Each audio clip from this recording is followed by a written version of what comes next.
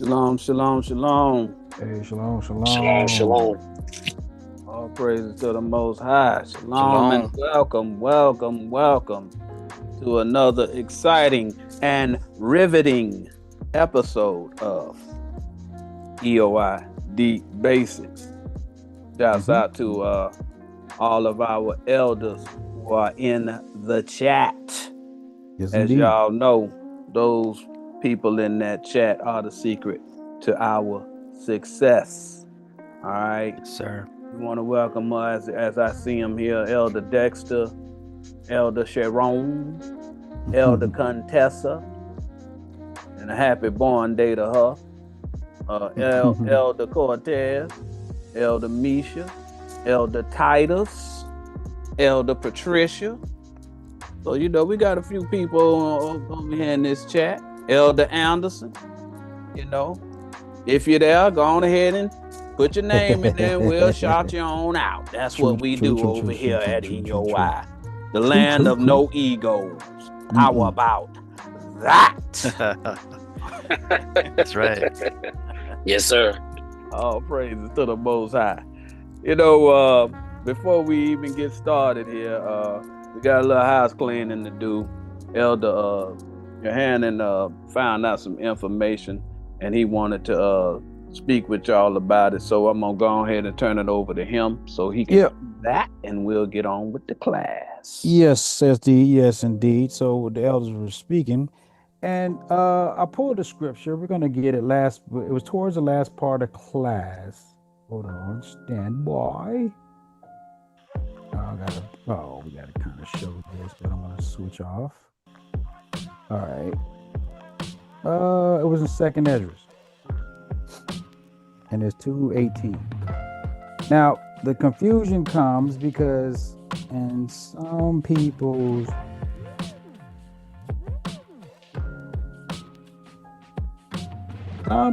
book, read that for me, Elder. Second Esdras. Oh, you got it, Elder. Sorry, you got go it. ahead, bro. No, you got it, Elder. Go ahead. Oh, okay. Second Esdras 2:18. For thy help will I send my servants Esai and Jeremy, after whose counsel I have sanctified and prepared for thee 12 trees laden with diverse fruits. Now, in some people's book, including mine, it will say the translation will go into Esau. When it says Esai, right? So that some people you have a confusion in doctrine. But if you remember, if you go back to first Esdras, right? One in the back 40. Yep. 39 and 40. Yeah. 39. You got to go up. Go up. Oh, here's one right here. Now, I know at 57, I'm gonna go up a little bit. Oh, you talking about second Esdras 1 and. Yeah. So now if you read this. Oh, okay, I got you. Read that. First Esdras 1:57. Who became servants to him and his children till the Persians reigned, to fulfill the word of the Lord spoken by the mouth of Jeremiah. So Jeremiah is who? Jeremiah, right? So now we know who that is. So now we got to understand who Esai is. Now, it's like I said, some people's translation, that was Esau. 40. Was it 1 and 40? It's second Esdras. Second Esdras. I went to the wrong book. That's right. Yeah. He went to the wrong book. Sorry, guys. Bear with me. 1 and 40. 39. All right. Now. Yeah. Y'all read that? Second Esdras 1:39. Unto whom I will give for leaders Abraham, Isaac, and Jacob, Hoseas, Amos. You see how they starting to change the name? The spelling of it. Yep. The names. Amos, Micaias, Joel, Abdias, and Jonas. The Abdias is Obadiah. Obadiah.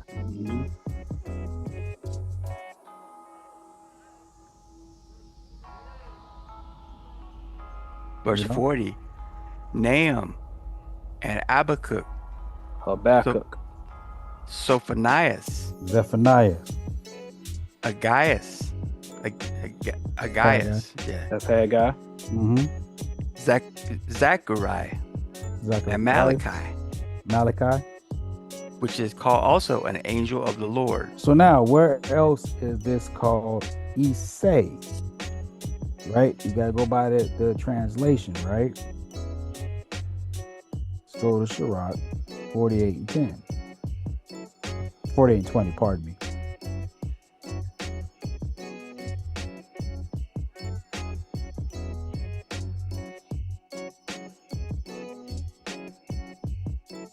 Sirach 48 and 20. But they called upon the Lord, which is merciful, and stretched out their hands toward him, and immediately the Holy One heard them out of heaven and delivered them by the ministry of Isai. Isai. So now when you go back into the text, right, he says this.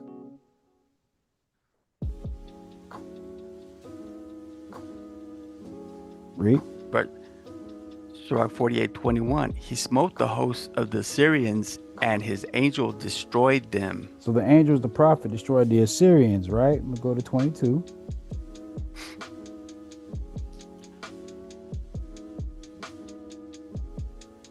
Verse 22.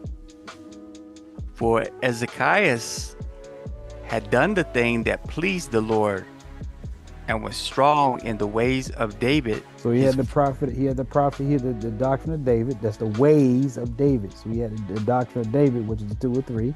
That's Hezekiah. That is talking Hezekiah. About. Yep. Mm-hmm.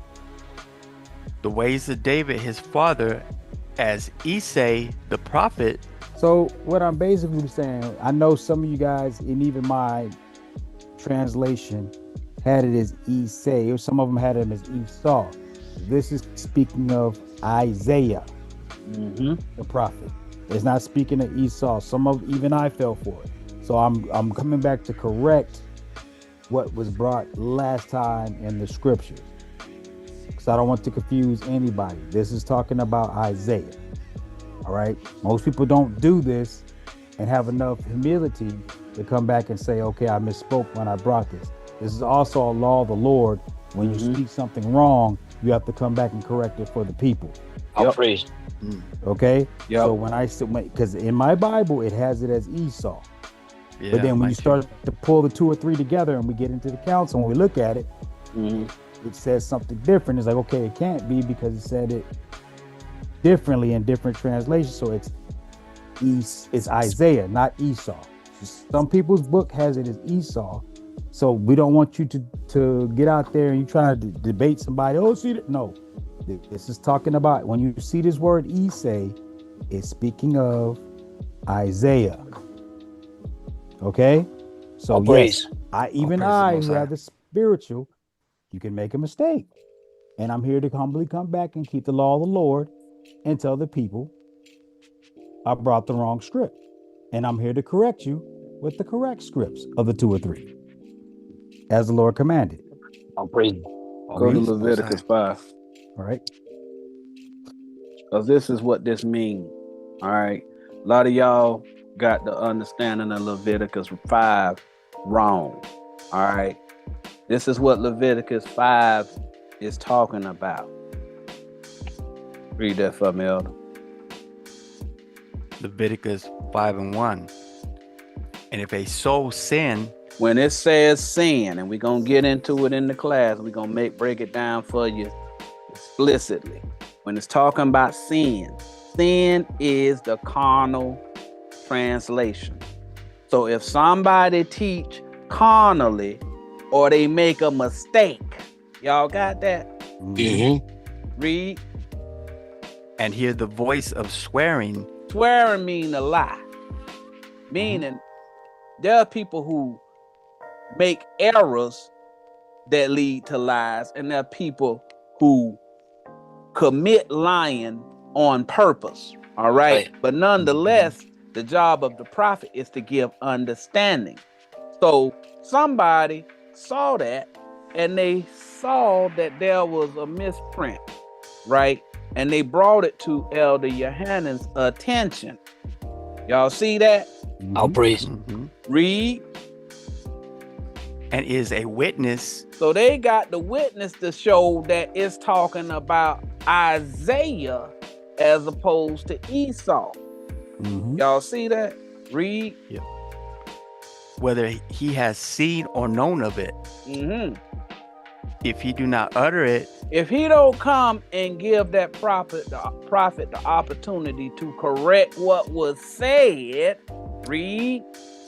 Then he shall bear his iniquity. He gonna be held responsible for not coming and correcting. That makes sense to y'all? Yes, sir. That's what Leviticus 5 talking about. It ain't talking about somebody, well, so-and-so were talking behind leadership back. And I didn't, if you don't go and tell leadership that they was talking about them behind their back, then the Most High gonna hold you responsible. That ain't what that's talking about. Right. It's talking about exactly what Elder Yohanan just did. All right? All he's saying is, if y'all see something wrong, go on ahead and correct it. Make sure they get the spiritual translation. That's what just happened. Who's got questions? Good. So, thank you, Elder Yohanan, for yes, sir. helping us to understand. And thank you for the elder that brought it forth. Oh, yes. hold on. There's one more law that was in there. So it was not, because it's not supposed to be contentious, right? Correct. Right. Hold on. What's that one? Rebuke not an elder? Yeah. Oh man, what is that? 1 Timothy 5:1. Yeah.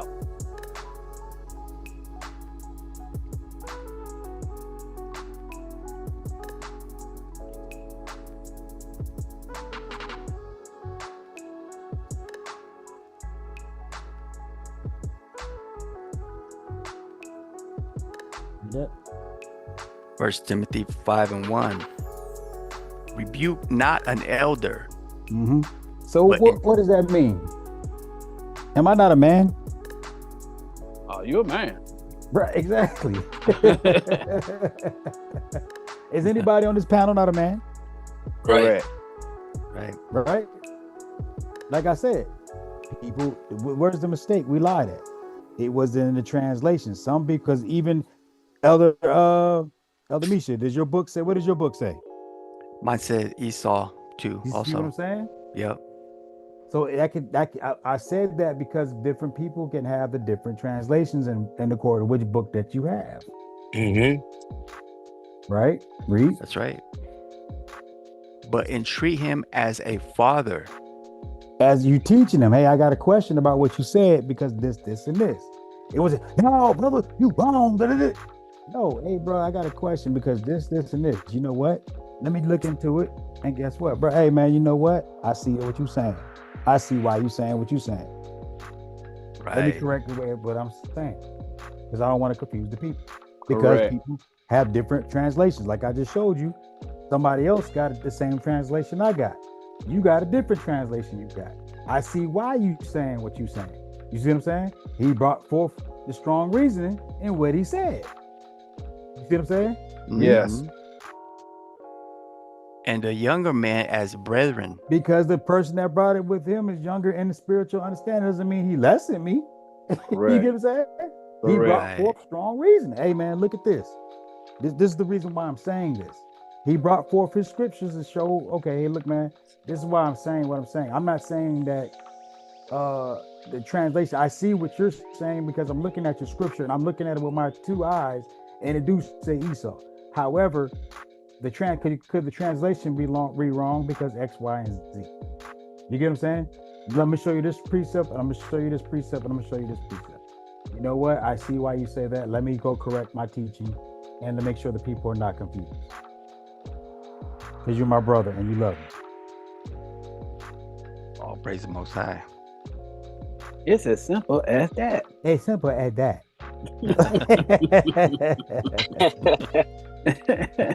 All right, now. All praise. Back to now what we came for. All right. Wow. I'm telling you. Again, we'll start off again, and we want to thank Elder Yohanan, because there might have been a lot of people who was confused on that. We don't know. Right. All we're interested in is making sure whatever we put out there is correct. Right. We don't get an extra bowl of soup for teaching these classes. All right. So what we do is we teach the word to the best of our ability. Do we fall short? Yeah, because we're human. All right. Mm-hmm. But at the end of the day, we're going to always do the right thing. Everybody don't do that. All right. Some people have no respect for their audience. And they'll just get up in there and say, oh, man, I ain't going back to do that, man. Look, it is what it is. Either they got it or they didn't get it. Somebody plastic collection plate. Matter of fact, look at that QR code over here. Make sure y'all take care of that. How about that? That's what we do. All right. So we don't do that over here at Elders Edition. All right. Everybody over here is humble enough to know we make errors. Come back, reteach it, make sure everybody's got the same understanding. So let's move on to the class that we're going to teach today. All right. So today we will be addressing some emails we received from some of our elders. The elders know who they are. As you know, when we teach, we often tell our audience, just don't hate nobody. All right. Forgive your brothers so that the Most High will forgive you. There's a particular reason we are saying that. The Most High has passed it down through the prophets, and this is the only way you will receive mercy. Most people believe to receive the kingdom of heaven, you must go to church and help the poor. All right.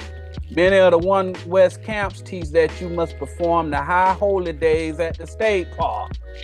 You gotta wear fringes and teach the blacks, Hispanics, and Native Americans that they are the children of Israel in order to receive salvation. They believe that you must do the carnal law to receive mercy. Mercy means forgiveness. Being that most of us don't know the entire spiritual translation of the Bible, we must obtain mercy to receive salvation. So let's read about that. Go to Matthew. Oh, you want to do emails first? Yeah, we gonna get to the emails in a second. Just okay. I'm trying to explain to the people why we say just forgive your brother. Because the Most High say you got to forgive in order to be forgiven. We're going to get to the emails in just a second. All right. All praises to the Most High. We're going to Matthew 6:14. This is at the end of the prayers that you all learn out of the Bible in Matthew 6.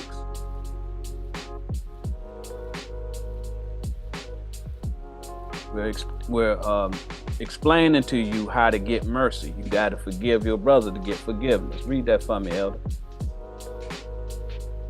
Matthew 6:14. For if ye forgive men their trespasses, your heavenly Father will also forgive you. Verse 15. So that's self-explanatory. You got to forgive your brother for the Most High to forgive you. Read.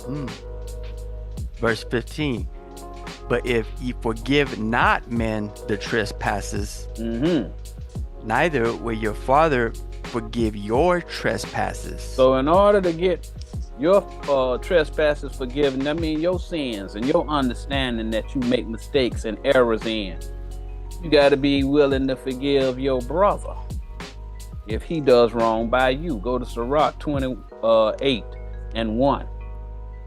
Most High say, in order to get that mercy, you're going to have to forgive your brother.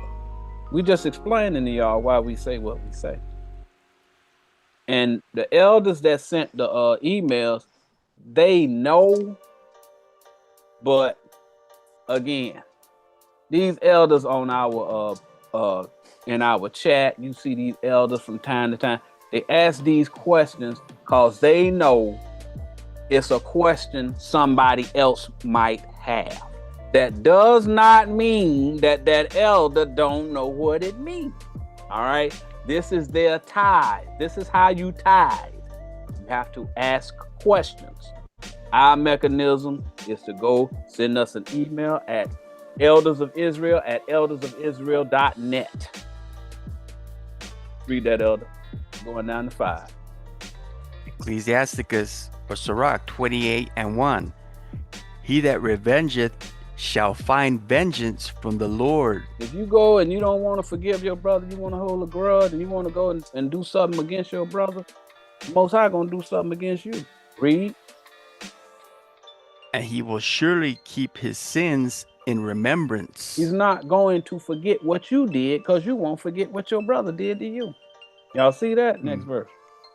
Yep. Verse 2. Forgive thy neighbor the hurt that he hath done unto thee. Okay, so he's telling you. He commanding you. You got to find a way to get over it. Read. So shall thy sins also be forgiven when thou prayest. Because at the end of the day, your sin is thinking carnally. All right. And we all do carnal things, right? And we all sin and fall short of the glory of the Lord. All right. So the Most High gonna forgive your ignorance of not knowing his law if you have the compassion against for your neighbor. Next verse.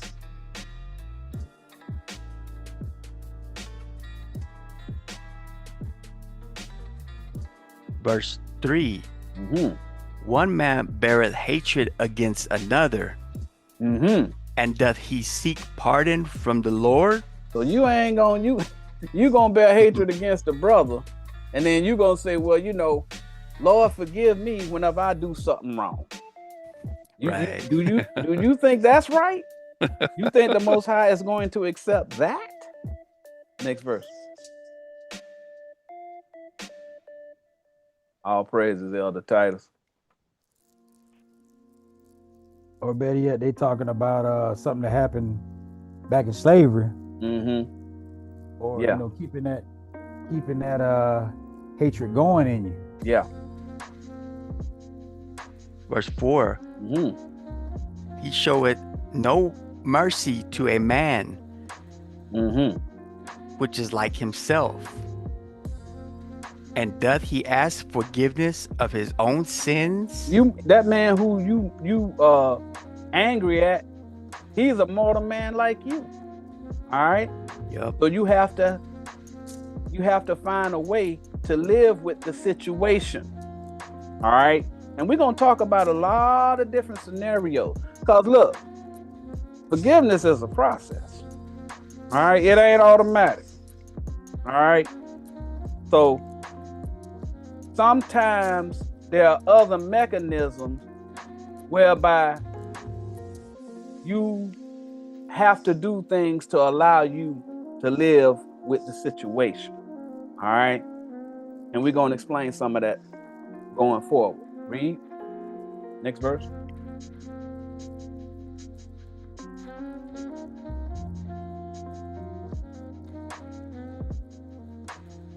Verse 5. If he that is but flesh nourish hatred, who will entreat for pardon of his sins? All right. So if you keep that carnal disposition, ain't nobody gonna be there to pardon your sins either. That's what that's saying. Go to Matthew 5:7. We're talking about forgiveness. All right, that's what we're talking about. We're talking about forgiveness and mercy.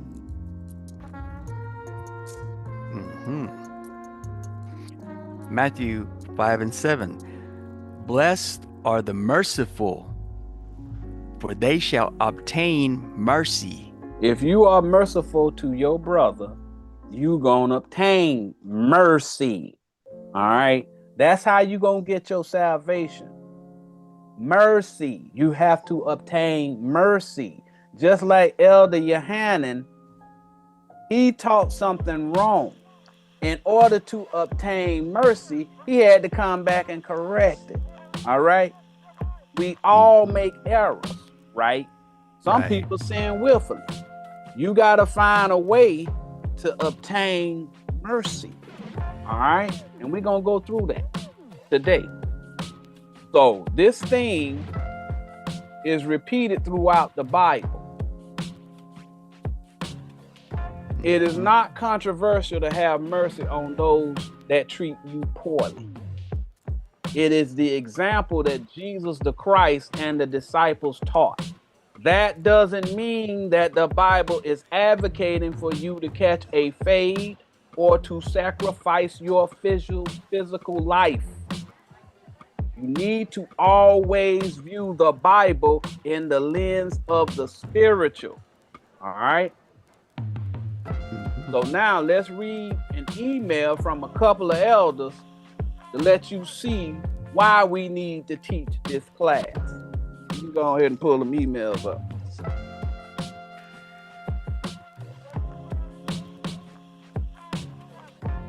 You see that, Elder Misha? Yeah. It says, Shalom, elders. I will start by saying thank you all for the obedience and duty toward the Most High's word. Hold on. Go ahead and pause the music so the people can hear.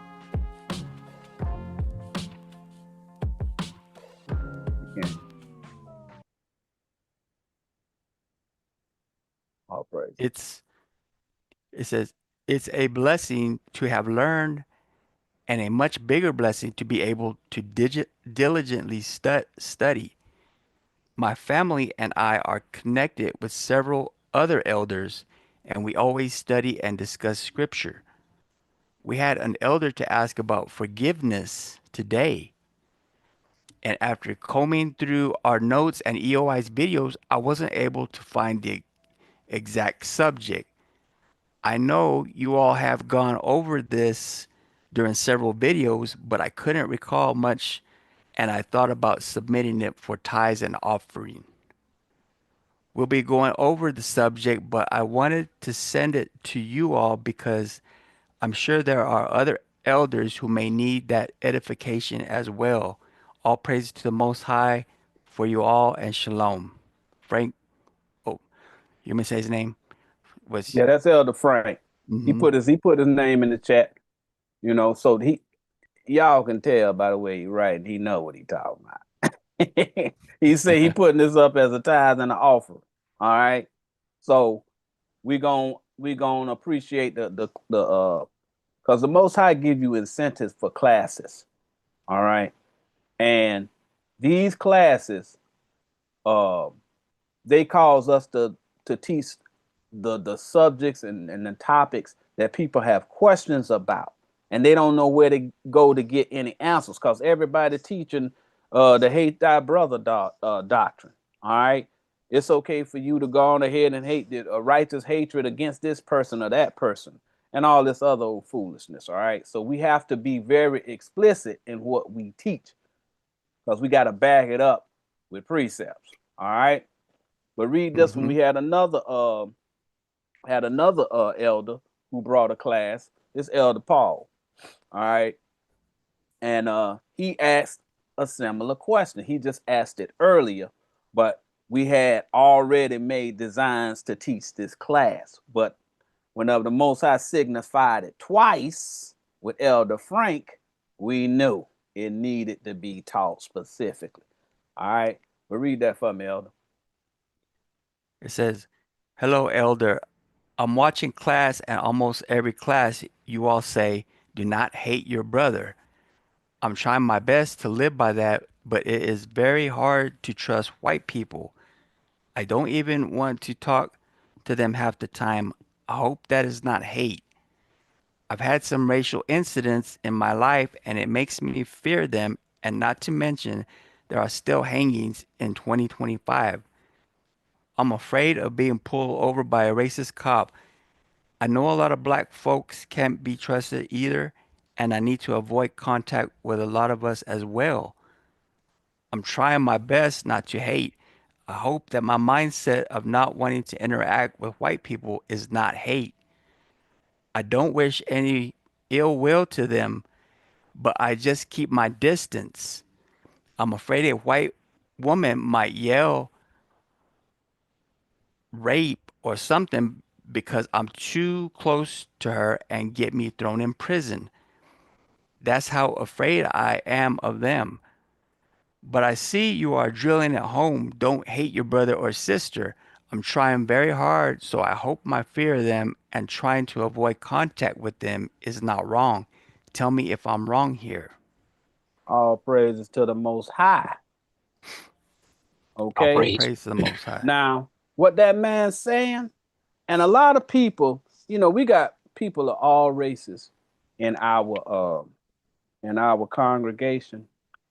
But what he's saying, there are tons upon tons of people who fear because of the brutalization and the discrimination that black people face. I know, I get it. Yeah, we're in the modern day. Yeah, okay. But that don't mean it don't still exist. But one of the things he said in his letter was, I don't wish any ill will to them.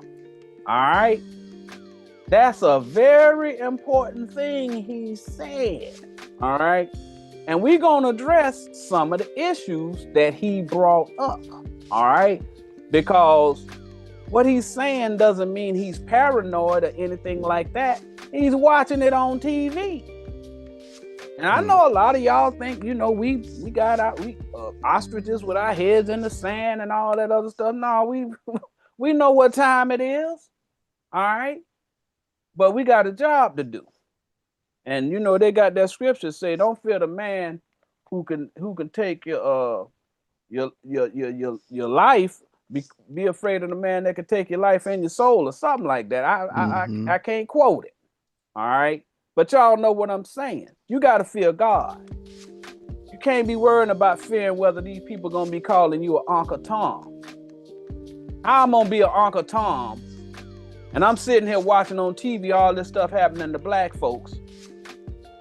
And I'm black. My son black. My whole family black. How I'm going to hate my people. And I'm subject to the same discrimination that my people are subject to. Let alone you turn on the news, Elder, and you're seeing every other day there's some mass shooting. Yeah.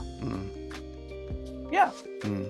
So at the end of the day, you know, we know everybody got their job to do. But we got one job. All right. Our job is to teach the people. And both of those emails are valid emails, right? And it's a situation where the Most High know the situation you was going to be in. And we're going to explain all of that in this class, all right? So first, before we do anything, we got to find out, what does love mean? Does love mean giving your neighbor a hug and a kiss? No. You must define the spiritual definition of love. Bottom line up front, love is teaching the spiritual doctrine of the Most High. I'm going to say that again. Love is teaching the spiritual doctrine of the Most High. That's how you love your brother. Now let's prove that. Go to John 21 and 15. Love is teaching the spiritual doctrine of the Most High. That's what love is. So when we talk about don't hate nobody, don't teach them carnal. All right? That's the requirement. All right?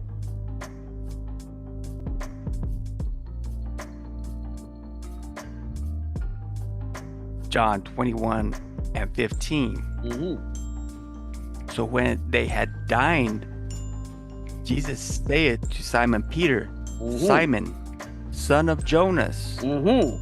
lovest thou me more than these?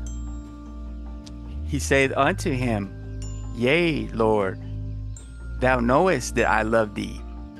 He saith unto him, Feed my lambs. Okay, so now Jesus just told Simon, if he love him, feed his lambs. Next verse.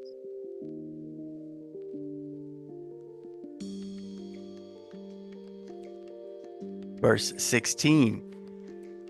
He saith to him again the second time, Second time. Interesting. Read. Simon, son of Jonas, lovest thou me? Mm-hmm. He saith unto him, Yea, Lord, Mm-hmm. thou knowest that I love thee. He said unto him, Feed my sheep. Feed my sheep. Last verse.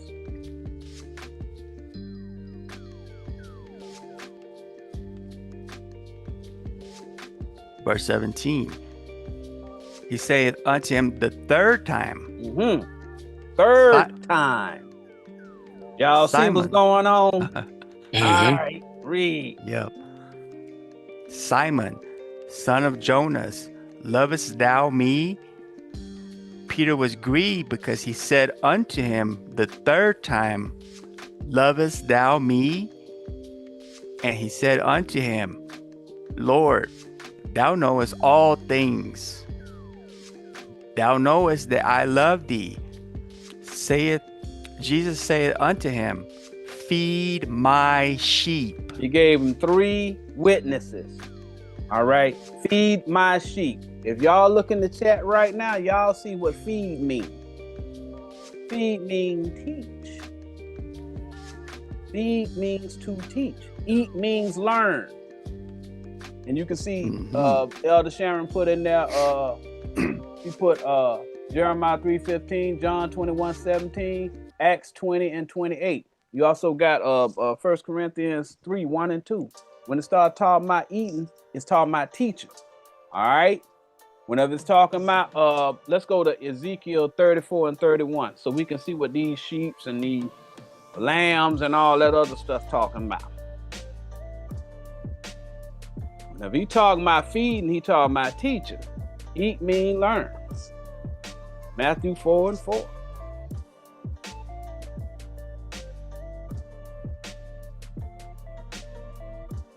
Let's talk about these sheep and these lambs. Ezekiel 34 and 31. Mm-hmm. And ye, my flock, the flock of my pasture, are men. Oh, so flocks mean men.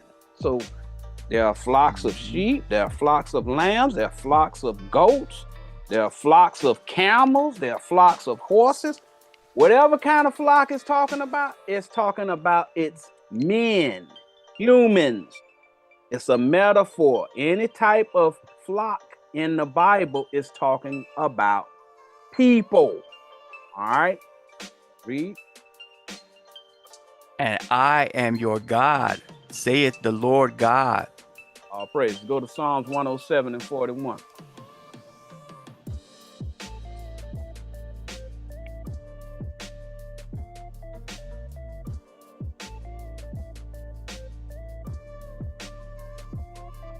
Talking about flocks is talking about people. Psalms 107, 41. Said Psalms what, 7 and 41? 107. Oh. Yeah. Psalms 107. I was like, why is it not going? I don't know, man. You got some anomalies going on over there. Know, right? Did you just update some AI or something?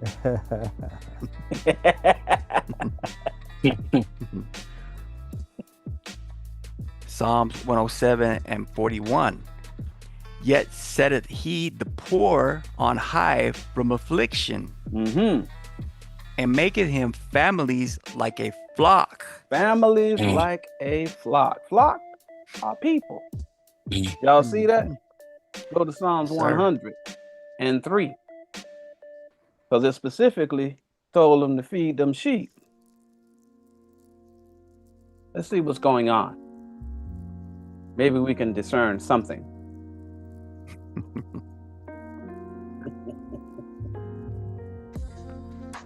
Psalms 100 and verse 3. Know ye that the Lord, he is God. It is he that hath made us, and not we ourselves. We are his people.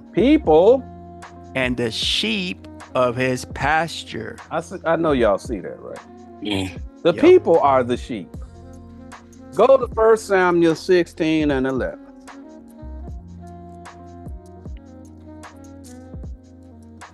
He told Peter, if you love me, feed them sheep. He's telling you, feeding the sheep is love. Interesting. Very interesting. Reading down to 13. 1 Samuel chapter 16, verse 11. And Samuel said unto Jesse, are here all thy children? And he said, there remaineth yet the youngest, and behold, he keepeth the sheep. He does what? He keepeth the sheep. Interesting. He keeps the people. Because Jesse is a prophet, and David is a prophet too. Read.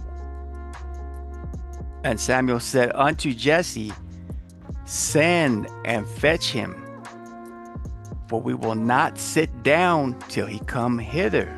Samuel saying, I ain't gonna teach these other boys you got. I'm gonna have to look and see whether or not this son that you have is the son that God chose to be king. Next verse. And when he's talking about sitting down, he's talking about teaching him.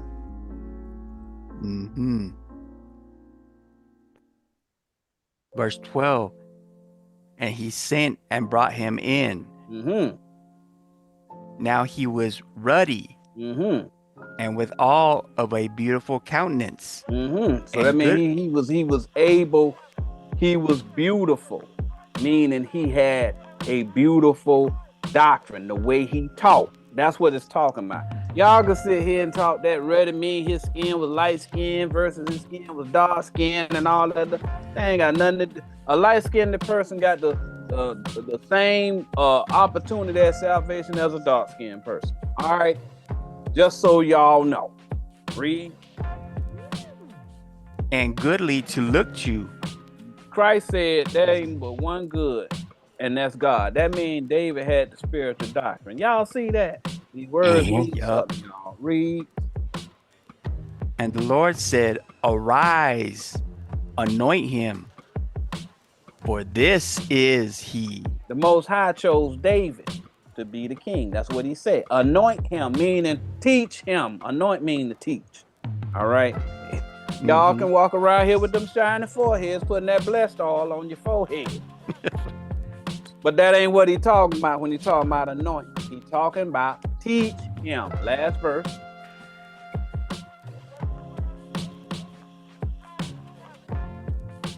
Verse 13.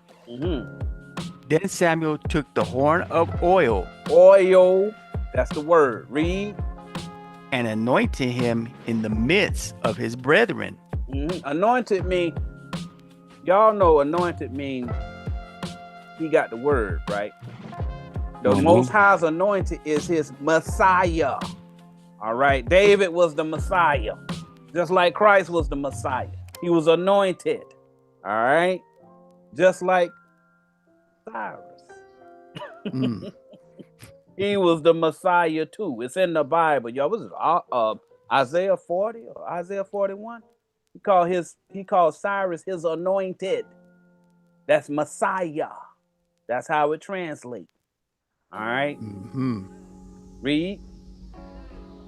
And the Spirit of the Lord came upon David from that day forward. Now, David didn't get up in there and start juggling and shimmying and up in here trying to do some new breakdance move. That ain't what that's talking about. All right?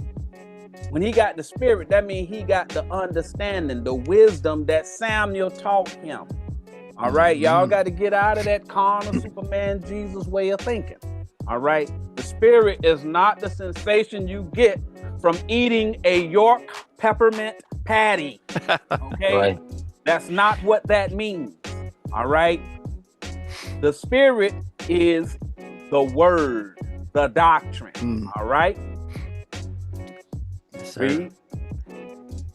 So Samuel rose up and went to Ramah. So he started teaching them the doctrine of Ramah. All right.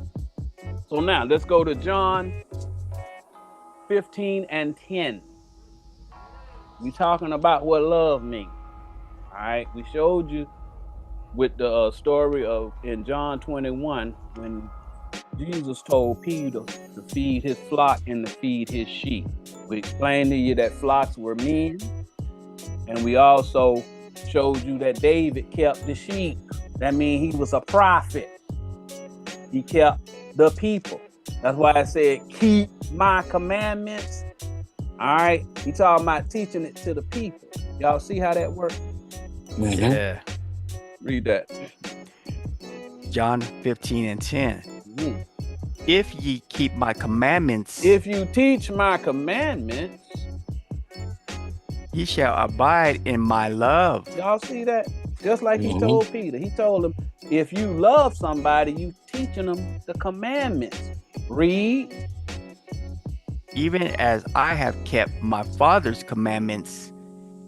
Jesus taught the spiritual commandments of the Father to the people and to his disciples. Read.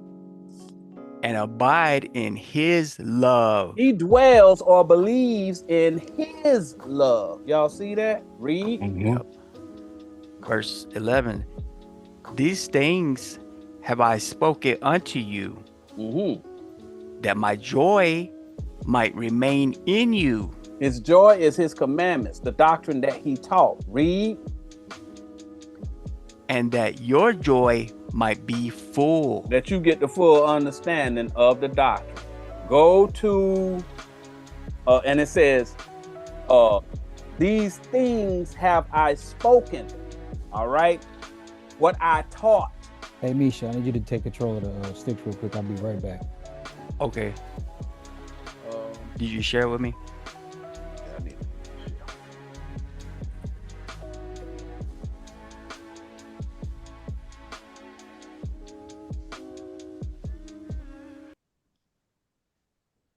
Sorry for this delay, but you know, I know y'all paying those top-notch prices for these I'm sorry, I'll be right back. these shows that we're doing and such, but you're just gonna have to pardon our interruption.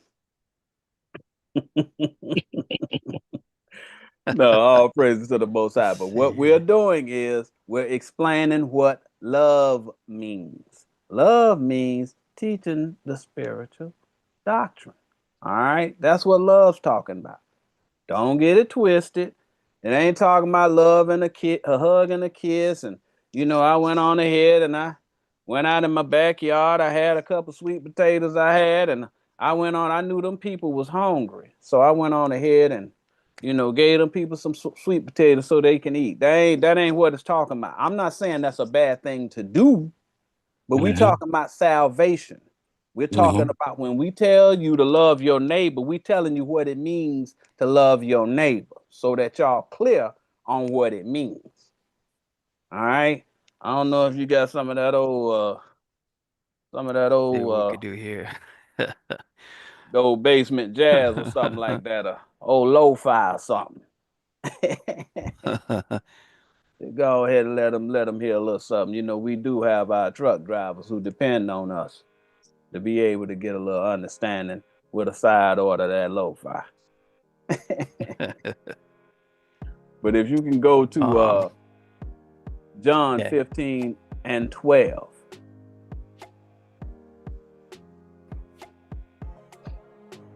We're trying to explain to you all what it means to love your neighbor. A lot of people have a lot of misconceptions of what that's talking about. They ain't talking about giving a hug and a kiss. All right.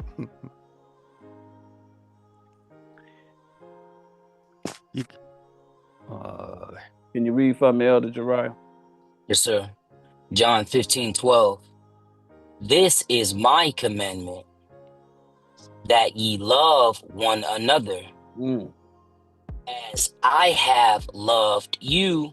All right. So he loved them by teaching them. He's saying you got to teach one another like I taught you. Y'all see how that go? Next verse. Verse 13. Greater love hath no man than this, that a man lay down his life for his friends. When you lay down your life is what your doctrine is. You go on ahead and say, I've been teaching all of this all my life, but I just found out what the spiritual doctrine is. I'm going to lay down that doctrine that I've been teaching, and I'm going to pick up this doctrine and teach it to the people who are worthy of having salvation. Y'all see that? Yes, sir. Next verse. Verse 14. Ye are my friends, if ye do whatsoever I command you. That's how you become a friend of the Most High. All right? You got to teach his spiritual doctrine. All right? You have to accept that spiritual doctrine. All right? Throw away your teachings and teach the doctrine of Christ to his friends, the elders and the apostles. All right? Those are the friends. All right? Those that were once students of the doctrine. All right? Y'all see what's going on? Go to Isaiah 41:8.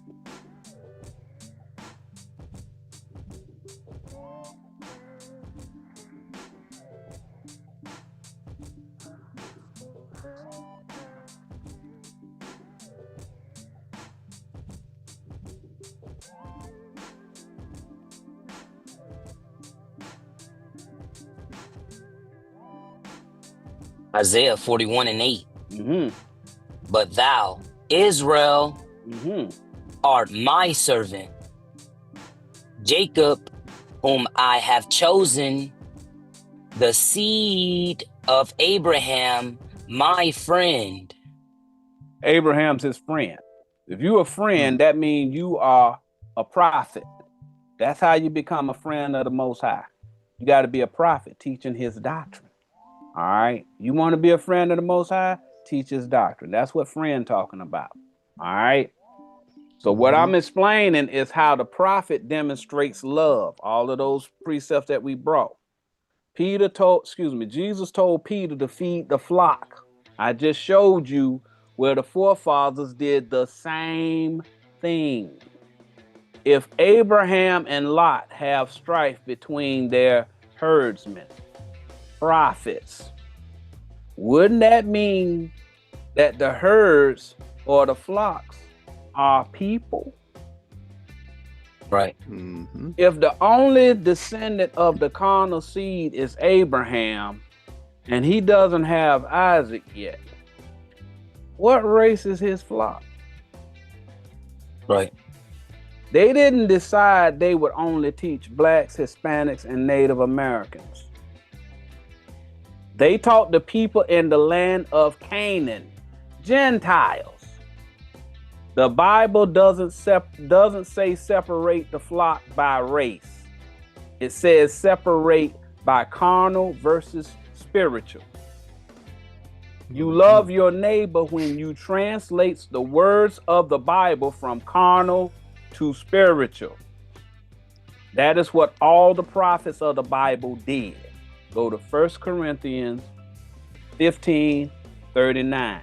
The Bible keeps telling you there's a difference. Carnal, spiritual. Carnal, spiritual. He keeps saying it, right? And we're going to get some examples of it. You got to translate from carnal to spiritual.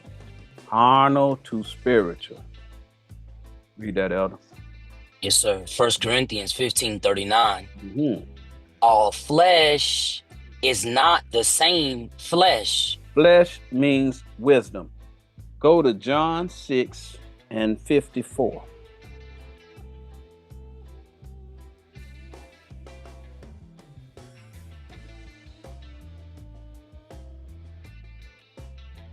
Hopefully we won't have these challenges that we always have when you in the game.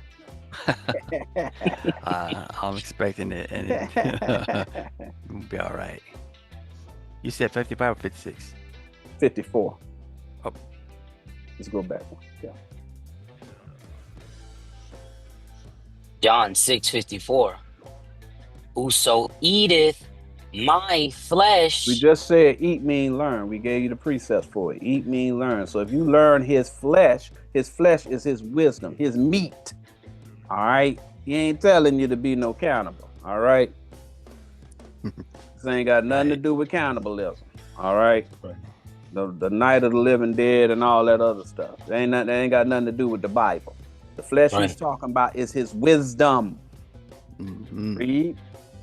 And drinketh my blood. His blood is his doctrine, just like his flesh is his doctrine. Read. Hath eternal life. You learn his doctrine, you're going to have eternal life. Read. And I will rise him up at the last day. Okay, whenever the time comes, whenever the doctrine arises again and becomes the prevailing doctrine, the Most High, Christ is letting you know that you're going to receive salvation. Go back to where you were in 1 Corinthians 15:39. Read that again. 1 Corinthians 15:39. All flesh, all wisdom, is not the same flesh. Not the same. Okay. Read. But there is one kind of flesh of men. Another flesh is of beasts. Another of fishes. And another of birds. So there's all different types of doctrines out here. Y'all see that? Next verse. Verse 40. There are also celestial bodies. That's celestial, that's spiritual. Heaven, celestial, is above. Read. And bodies terrestrial. Terrestrial is of the ground. Body, the body is the church. Y'all will see that in the chat here in a second. But the body is the church. All right. Read.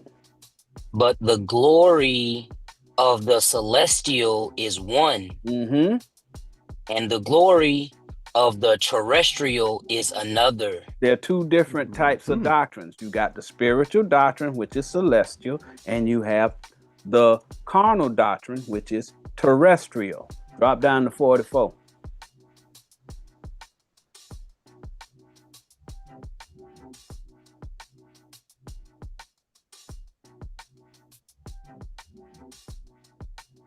Verse 44. It is sown a natural body. It is raised a spiritual body. You start off carnal and then you raise up to the spiritual over time when you start learning the doctrine. Read. There is a natural body. There's a carnal understanding. Read. And there is a spiritual body. A spiritual understanding. He's making a distinction between the two. Like I say, the prophet has to separate the people, the flock, by carnal versus spiritual. Next verse. Verse 45. And so it is written. The first man, Adam, was made a living soul. So you start off as the first Adam, which was carnal. All right. The first Adam was carnal. Read. The last Adam was made a quickening spirit. Then you became a quickening spirit. You became spiritual when you learned the spiritual doctrine. Next verse. Verse 46. Howbeit that was not first which is spiritual, but that which is natural. And afterward that which is spiritual. So you start off with the natural or carnal, and then afterward you become the spiritual. Drop to verse 53. We're talking about how the Most High separates the doctrines. All right. The prophet has to separate by carnal versus spiritual, not by race. By carnal versus spiritual. All right, read that. Verse 53. For this corruptible carnal must put on incorruption. Spiritual. Read.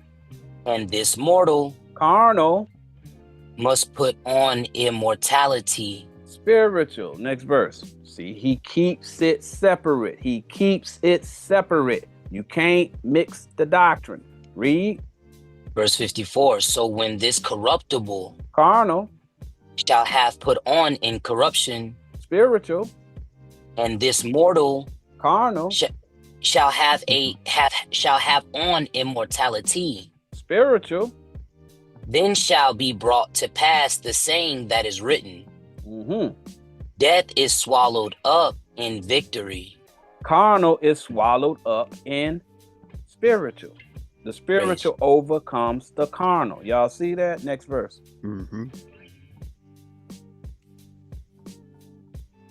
Verse 55. O death, carnal, where is thy sting? O grave, carnal, where is thy victory? Next verse. Victory is the spiritual. Verse 56. The sting of death is sin. He just said carnal is sin. Y'all see that? Read. And the strength of sin is the law. The carnal law is sin. Y'all see the letter that? Law. Yep. Go to Romans 8:1.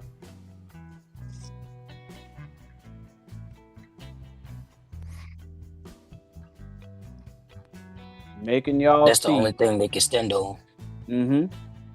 Making you see there's a difference between the carnal and the spiritual. The prophet's job is to translate from carnal to spiritual. Read that, Elder. Yes, sir. Romans 8, verse 1.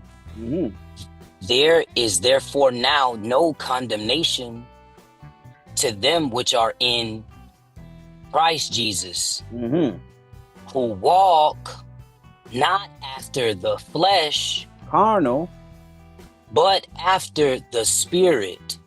The ones that are which are in Christ Jesus walk after the Spirit. Next verse. Reading down to 8. Verse 2.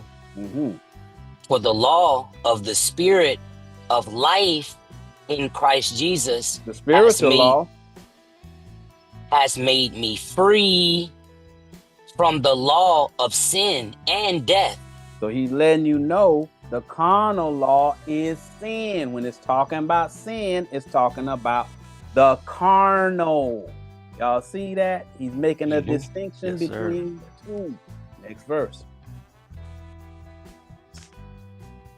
Verse 3. For what the law could not do, what the carnal law could not do, in that it was weak through the flesh, which was a weak understanding. Read.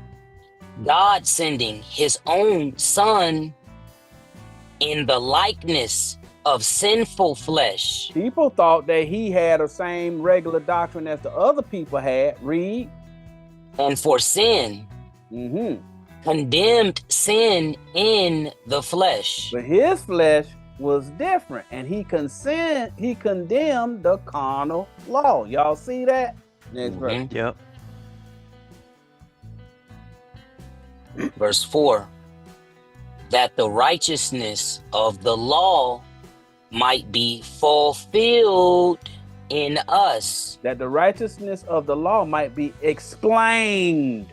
Fulfill means explained. Put that fulfilled in the chat. Read. Who walk not after the flesh. Because we don't walk after the flesh when we teach. Read. But after the Spirit. We teach the spiritual interpretation. Next verse. We rightly divide, meaning we teach you what it means carnally, and then we fulfill it with the spirit. Hope that makes sense. Read that. Please. Verse 5. For they are after the flesh. For they that are after the flesh do mind the things of the flesh. So if you carnal, you gonna cleave to that carnal interpretation. Read. But they that are after the Spirit. But if you understand the spiritual doctrine and see the power of the spiritual doctrine, the things of the Spirit, you gonna be concerned with explaining what God said you need to teach, not what some man who got a spirit of carnal doctrine tell you it means. Next verse.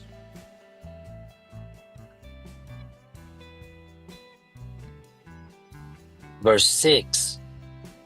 For to be carnally minded is death. It's telling you that the flesh is the carnal mind. That's the carnal interpretation. Read. But to be spiritually minded is life and peace. And if you got the spiritual understanding or the spiritual doctrine, you're going to get peace. Next verse. Verse 7.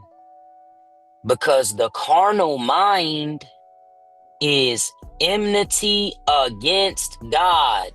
So if you have a carnal mind, you hate God. All right? If you have a carnal mind, you hate God. But if you have a spiritual mind, you love God. Y'all see how it's going? It's going right along with what Jesus told Peter. Y'all see how it fit? Read. Yes, sir. For it is not subject to the law of God. He's saying the carnal law is not the law of God. Y'all see that? Read. Neither indeed can be. The Most High is not accepting the letter of the law. He's not accepting that carnal law, that carnal belief that a lot of people follow. Last verse.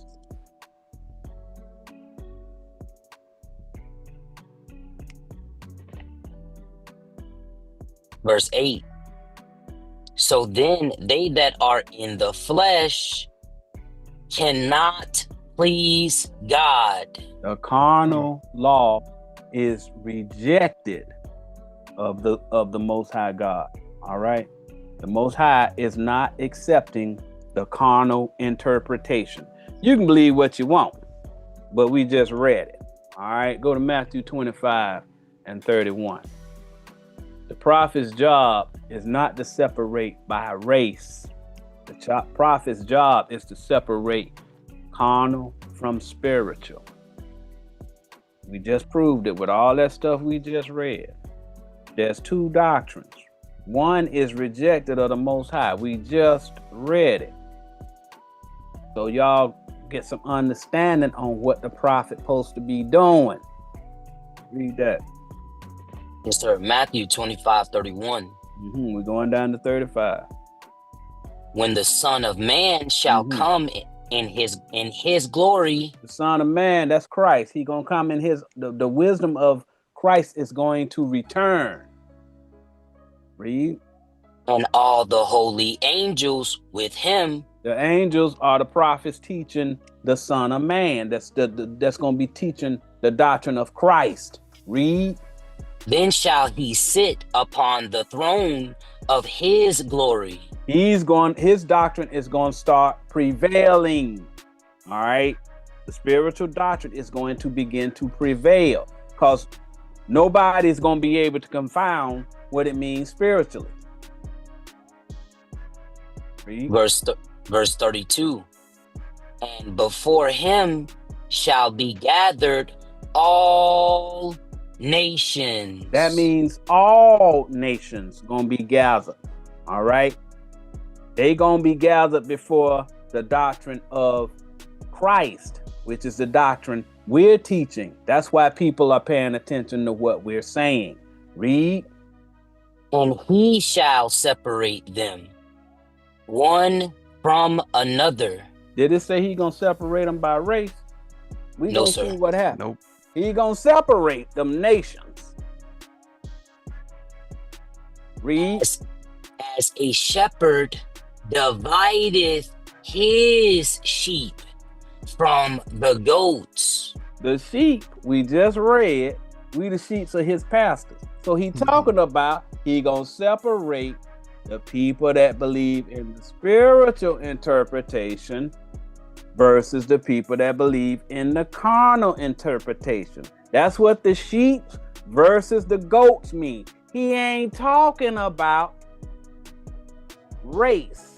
He's talking about all nations gonna have sheep in them and goats in them.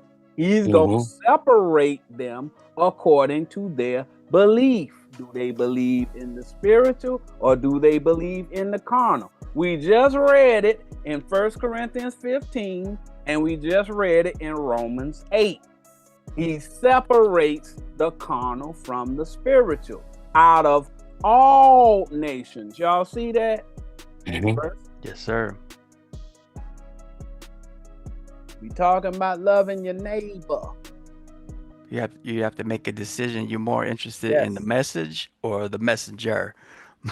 Correct.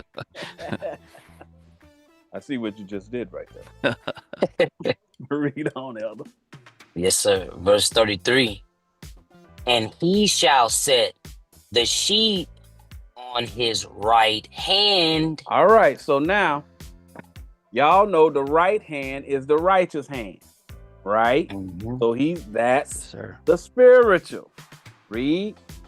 But the goats on the left. So the left is the carnal. He keep doing it just like he did it in 1 Corinthians, corruptible versus incorruptible, mortal versus immortality, celestial versus terrestrial. He keeps doing it. Left versus right, carnal versus spiritual. Y'all see this? Yep. Next verse. Verse 34. Then shall the king say unto them on his right hand, the people who believe come that are righteous on the right hand, the spiritual. Read. Come, ye blessed of my Father. I'm going to accept you. Read. Inherit the kingdom prepared for you from the foundation of the world. Inherit this doctrine that was created before the world even began. Next verse. Verse 35. For I was an hungered, and ye gave me meat. It's a lot of righteous people out there that's hungry for this doctrine, and the righteous people are teaching it to them. Read.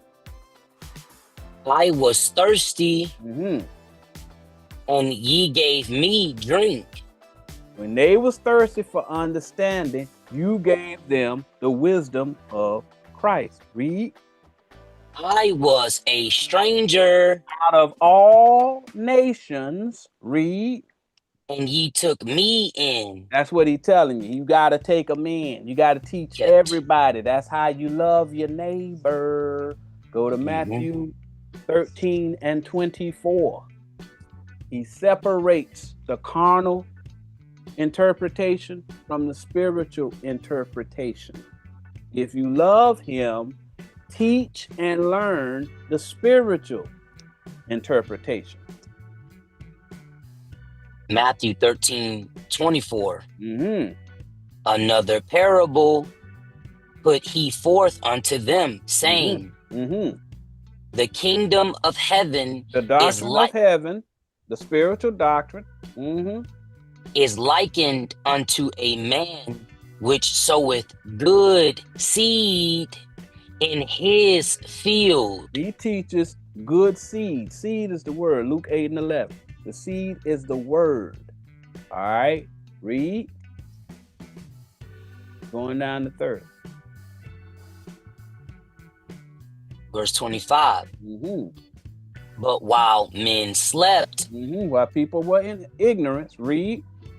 His enemy came and sowed tares among the wheat and went his way. So the evil ones, the enemy, came and started teaching the tares. You got wheat versus tares. The wheat is the spiritual, the tares is the carnal. Y'all see how he keeps doing this? Read. They went his way. That means they started following his doctrine too. Read.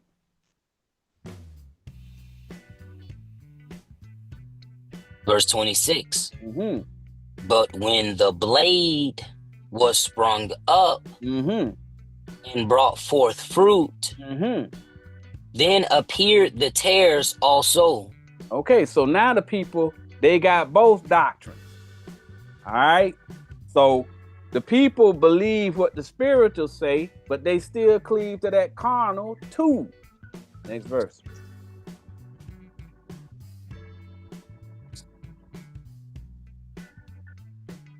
Verse 27. So the servants of the householder came and said unto him, Yes. Sir, didst not thou sow good seed in thy field? Didn't you teach the carnal doctrine? Read. From whence then hath it tares? So why are these people still believing that carnal foolishness that these people putting out here now? Next verse. Now that they done learned the spiritual. Verse 28. He said unto them, an enemy hath done this. Them One West camps and all of them churches that's teaching that carnal foolishness and all that Superman Jesus and UFOs and all that other stuff, they did this. Read. The servant said unto him, wilt thou then that we go and gather them up? Do you want us to go up in there and force them to believe what you said spiritually?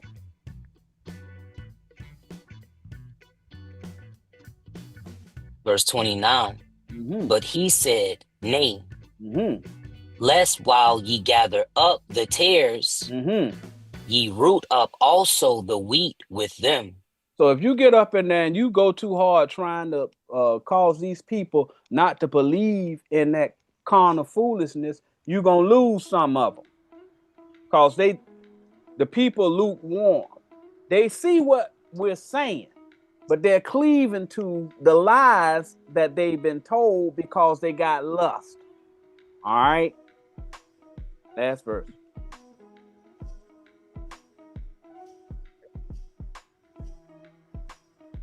Verse 30.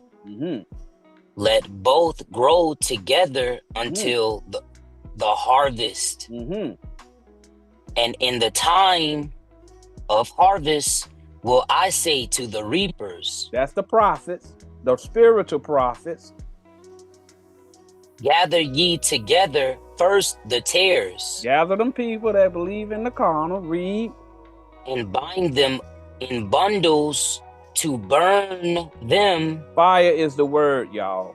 It ain't talking about putting people in actual fire. He's saying he gonna make the angels or the prophets teach them properly in the last day. Read.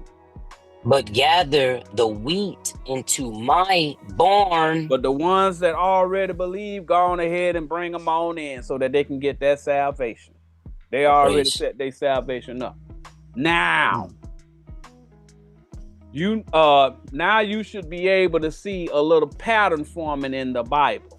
The Bible uses different metaphors to describe the difference between the carnal translation of the word versus the spiritual translation of the words. It clearly stated that the carnal translation is sin in 1 Corinthians 15 and in Romans 8. If you teach the Bible carnally, you are in sin. Some of you are still going to believe you can receive salvation by farming or being a goat herder. Now, if you have been in the Israelite community for 5 minutes, you know primarily that it is taught that it is okay to hate certain people because the Most High hates them.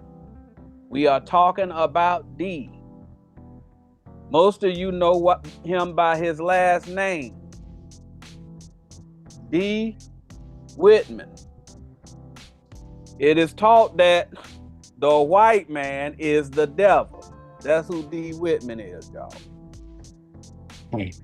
It is taught that the white man is the devil the Bible speaks of. God hates him, so it is righteous for you to hate him. This is all the doctrines of haters and racists. The Most High did not give you license to hate anyone. We just read about the tares and the wheat. The Christ himself taught white people as well as the disciples. He is the example of who we follow, not some loudmouth racist. Are we stating that the history of white colonization and atrocities don't exist? No. There is a long and storied history of genocide and exploitation by many people of the white race. There are many examples of black people today being brutalized by law enforcement, which Elder Paul had concerns about whenever we read his email. There are many examples of black and brown people being locked out of advancement and opportunity. That happens every day. We don't run from these facts. We acknowledge that they happen all the time. However, the Most High put you in this position because of what you didn't do. Here's the truth, straight with no chaser. The black people today are the carnal descendants of Abraham, Isaac, and Jacob. We are not here to debate that fact. It can be proven carnally through history and archaeology. They are the Israelites of the Bible. However, you had one job and you failed and continue to fail. Now you endure the punishment from the Father. We are not discussing right or wrong. We are discussing what the Most High said he would do, and he cannot lie. So we basically saying it's a reason you in the situation you in. Let's go to Titus 1:1.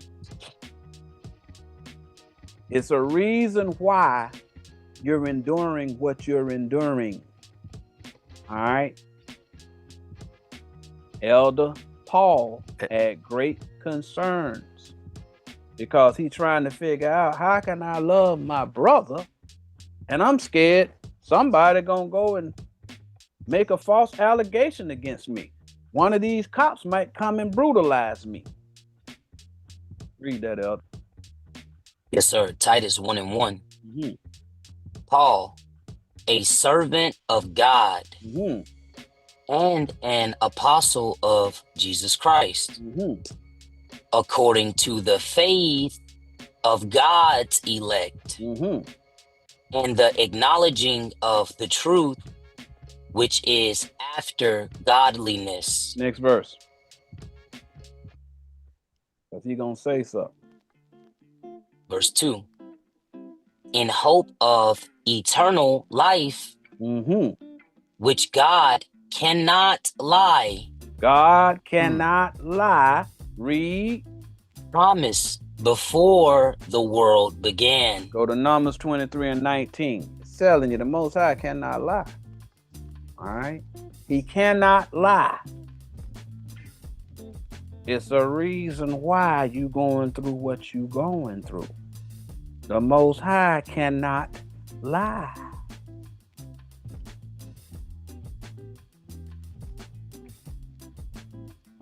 Numbers 23:19. God is not a man that he should lie. He don't lie. Read. Neither the Son of Man that he should repent. You don't have to repent because he already know what's going to happen. Read. Hath he said, and shall he not do it? Whatever he said is going to happen. Or hath he spoken, and shall he not make it good? Whatever he made those prophets write in this Bible is going to happen. Now look and see what he said was going to happen. Go to Romans 13 and 1. It's a reason why you going through what you're going through. It is a reason. There is a reason. Because God can't lie. Romans 13 and 1. Let every soul be subject unto the higher powers. That's the powers that be. Okay? You're going to be subject to them because God wrote it. He made Paul write this in Romans. Read. For there is no power but of God. The powers that be are ordained of God. The Most High put them in charge of you. Next verse. It's important that y'all know why this stuff is happening to you. All right? Read. Verse 2. Whosoever therefore resisteth the power, resisteth the ordinance of God. He said, don't resist these people. All right? When we talk about resist, we talk about with violence. All right? He set them up. They are the ones who set up order in the world because the Most High gave them the ability to do what they're doing. Read. And they that resist shall receive to themselves damnation. If you go against their law, you're going to get punished. It's just that simple. All right, next verse. Verse 3. For rulers are not a terror to good works. They can't change what's in the Bible, though. They can't change that. All right. So you got to understand that. Whatever power the Most High gave them, the good works is the spiritual. All right. They're not a terror to the spiritual. All right. Because they don't understand it. Read. But to the evil. They're a terror to the carnal. They control what you believe in that carnal law. Y'all see that? Yes, sir. Read. Wilt thou then not be afraid of the power? Do that which is good. Stay spiritual. Read. And thou shalt have praise of the same. You're going to be all right. Next verse. Sticks to the spiritual. Verse 4. For he is the minister of God to thee for good. Because he's going to allow you to be protected while you teach the Most High's doctrine. Y'all see that? Read. Yeah. But if thou do that which is evil, if you teach the carnal, though, read. Be afraid. Be very afraid, because the Most High is not going to protect you. Read. For he beareth not the sword in vain. Read on. For he is the minister of God. He's doing exactly what the Most High told him he would do. Read. A revenger to execute wrath upon him that doeth evil. He's going to keep those carnal preachers in check. All right? Because he knows the carnal part. He don't have no understanding of the spiritual. They're just now learning what it means. All right?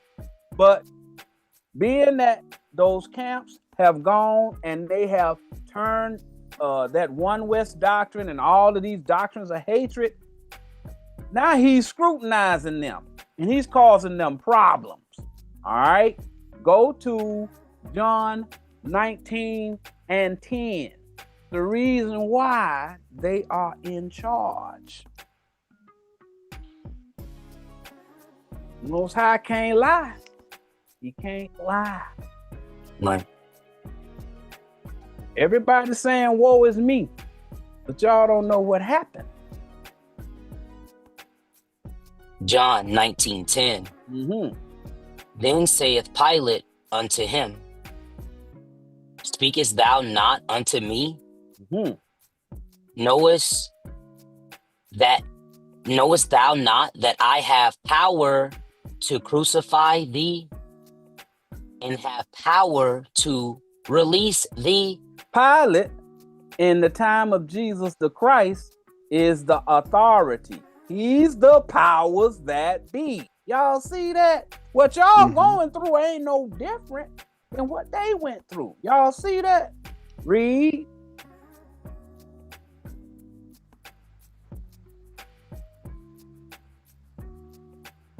Verse 11. Jesus answered, Thou couldst have no power at all against me, except it were given thee from above. The Most High instituted their power over you. Y'all see that? He's the one who put them in charge of you. Read. Therefore, he that delivered me unto thee hath the greater sin. So them carnal preachers that cause the powers that be to start paying attention to their teachings, and all of these people walking around with fringes on now, all these people wearing this purple and gold and got this militant attitude, they're in a greater sin because they're teaching a carnal doctrine, and the Most High is causing the powers that be to bring sanctions against them. Y'all see how this works? Go to Hebrews 6 and 6. Pilate received his authority from the Most High while the Israelites killed the word. That's what's happening now. They're killing the word. The word is the spiritual doctrine. It's a metaphor, y'all. Don't y'all see that? They're doing what we just read. The Most High cannot lie. Just cause you hadn't seen it and understood what it means, now y'all seeing it's going according to how the Most High said it would go. He can't lie. That's why you in the situation you in. Because the Most High prophesied it was going to happen to you. Read. They killed the word, y'all. Read. Hebrews 6 and 6. If they shall fall away, to renew them again unto repentance, seeing they crucify to themselves the Son of God afresh. and put him to an open shame. They crucified the doctrine of God every time they teach that carnal foolishness, telling you that you're supposed to hate your brother. All right, that's what's going on. They crucify him afresh.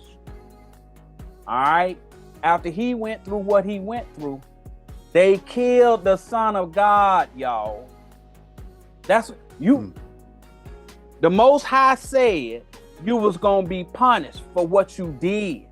All right. Now you come and you look and you say, I'm going through all of this, but you came and started doing the exact same thing that you did before. You wouldn't teach the people. So he took away the doctrine. Go to Hosea 5:15. He put you into slavery. He put you into captivity under a different doctrine. You wouldn't follow him? Okay. So he created the powers that be. That's what happened whenever the people started following those kings in the Old Testament. Those kings kept teaching them people to hate their neighbor. And finally, the Most High went and he put them into captivity. The same thing is happening now. You went into captivity because you wouldn't do your job. Read that. Yes, sir. Hosea 5:15. I will go and return to my place. His place is his doctrine. Till they acknowledge their offense. We acknowledge our offense when we started converting to the spiritual doctrine. Read. And seek my face. Face means doctrine. We started seeking the face of God. Read. In their affliction, they will seek me early. We got afflicted over there in IUIC. A lot of y'all went to a lot of them other camps. Had you out there taking off time from your work, spending your money, helping them get rich, and you out there slaving for them people. That was your affliction. All right. After a while, the Most High keeps striping your back up. After a while, you're going to say, maybe I need to do something else. That's what happened to us. We got tired of being suckers. And we figured something else out. Go to Amos 8 and 9. We got tired of it. And the Most High had mercy on us and started telling us what we needed to do. We humbled ourselves and learned what it meant. Now we out here teaching everybody what it means. That's how you love your neighbor. Praise. Sir. Read that. Amos 8 and 9. And it shall come to pass in that day, saith the Lord God, that I will cause the sun to go down at noon. You're going to be stupid. Read. And I will darken the earth in the clear day. You're going to be stupid. Next verse. Most High said he going to take that doctrine away. You're going to be stupid following the powers that be. Verse 10.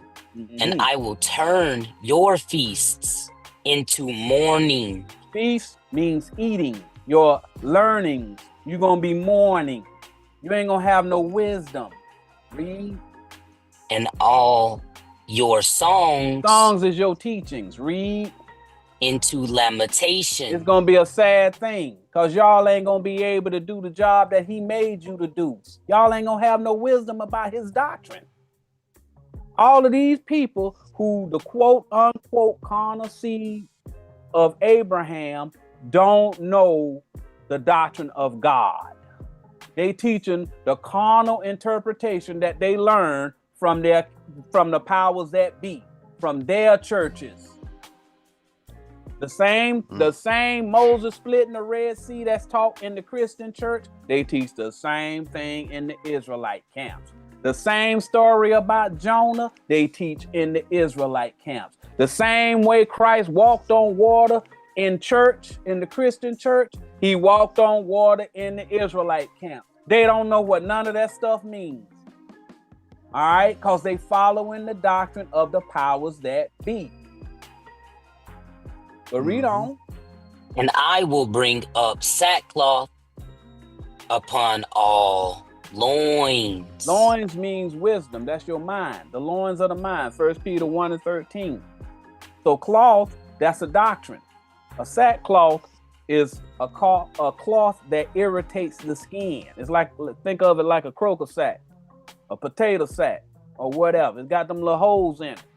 And you put that thing on and start pulling on your hairs and all that other stuff. It's irritating. It's something new. Read. And baldness upon every head. You ain't gonna have no hair. You ain't gonna have wisdom. Hair mean wisdom. Read. And I will make it as the morning of an only son. You gonna be mourning that you ignorant. Read. And the end thereof as a bitter day.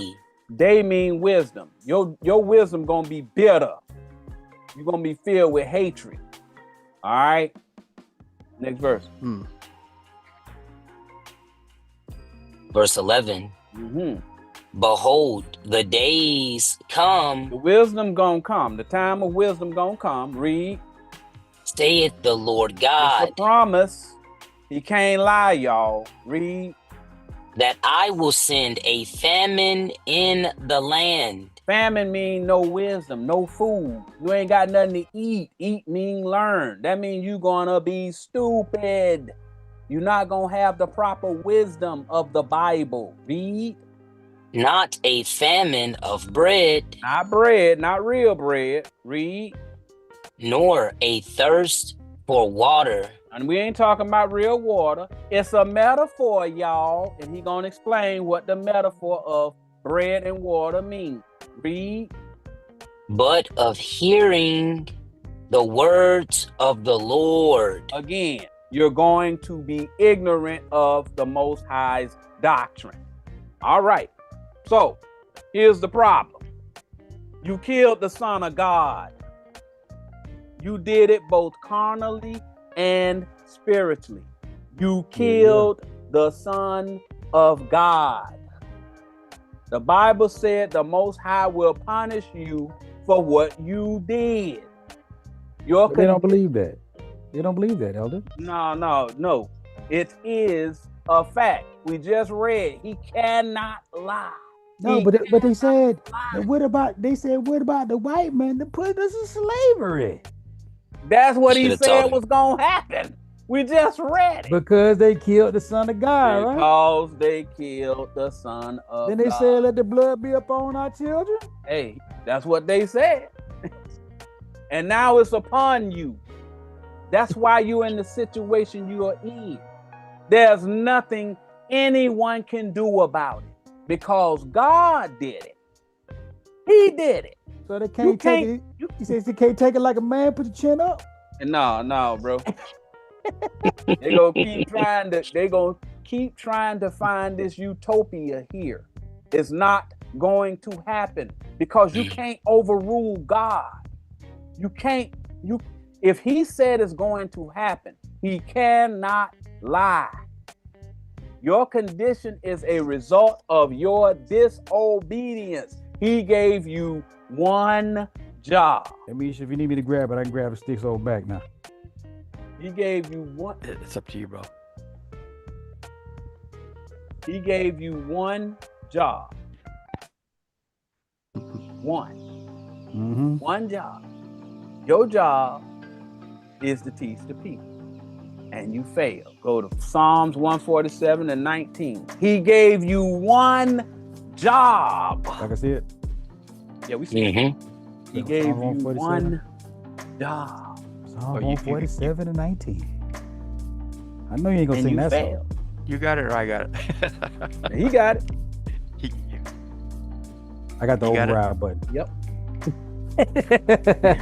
Okay. Gotcha. This is why we in the situation that Elder Paul was asking about them people treating you poorly and all that other stuff. They keep doing it. The kings of old, right after Joshua and them died, then them dudes that took over, those leaders, they did the same thing. The Most High put them in the captivity. Then after David and Solomon died, all of them kings went into wicked.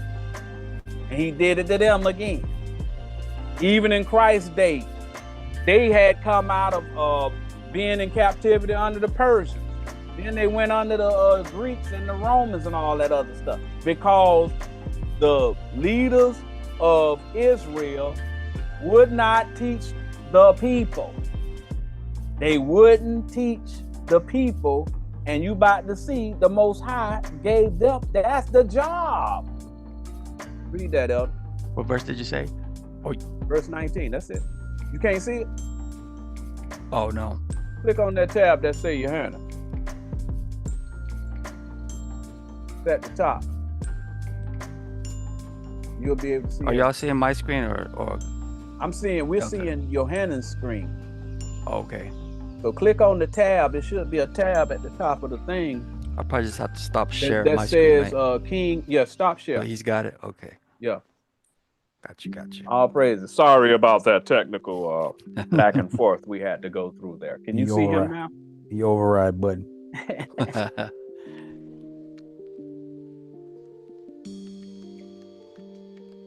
One of y'all, I just need one of you guys to read. I don't know. I get it. Psalms. John can pull forward. There you go. Psalms 147 and 19. Okay.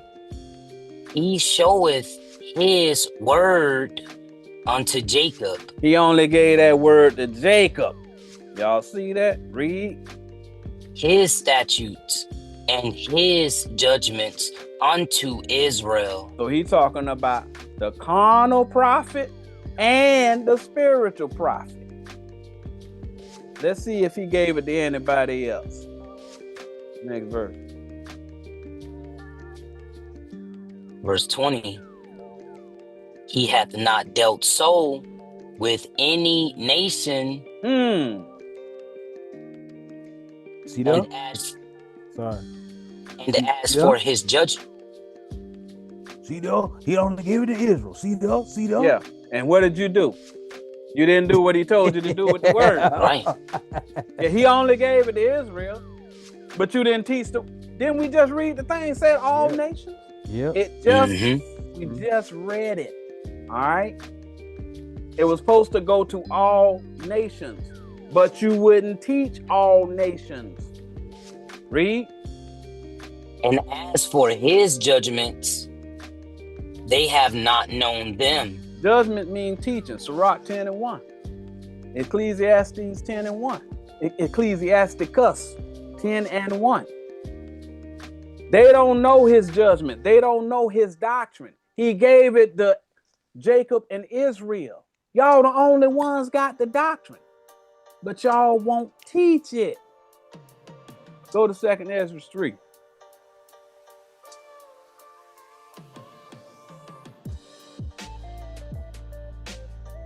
It's a reason why you going through what you going through. Because you disobeyed God.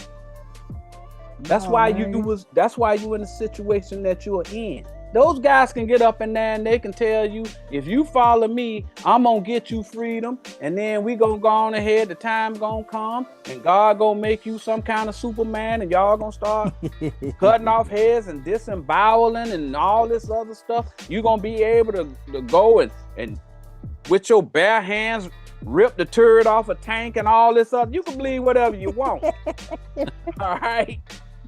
But he ain't promised that in the Bible. He said you had to endure until the end came. That's what he said.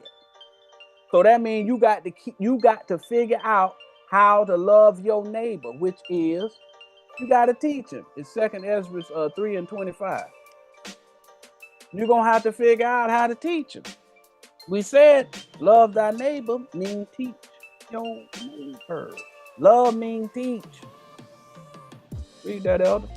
2nd Ezra 3:25. When this was done many years, then they that inhabited the city forsook thee. Y'all, it's repeating itself. Next verse.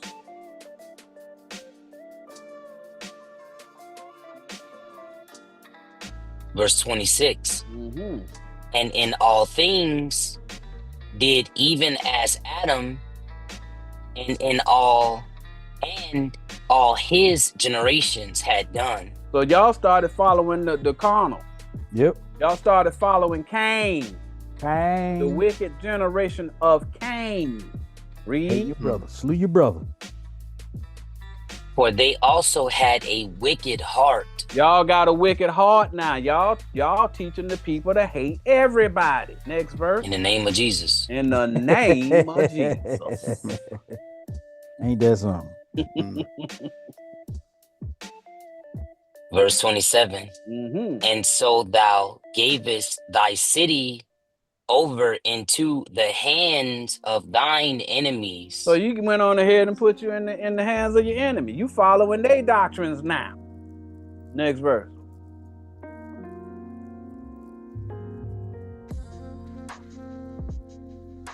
Verse 28.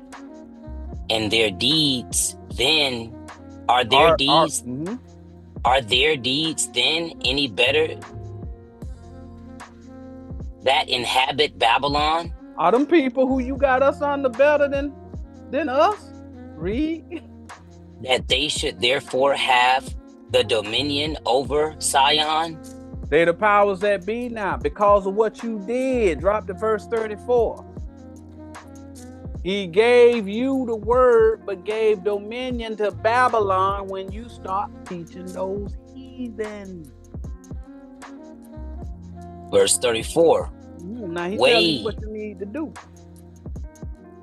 Weigh thou therefore our wickedness now in the balance, and theirs also that dwell in the world. Read. And so shall thy name nowhere be found but in Israel. They the only, he gave his word to Israel. You had one job. Right. One. Right. One job, bruh. One. Next verse. You didn't do it. One job. One job. Read. Verse 35. Or when was it that they which dwell upon the earth have not sinned in thy sight? Or what people have so kept thy commandments? He talking about Israel. How is it these supposed to be the chosen people, but they in captivity? Last verse.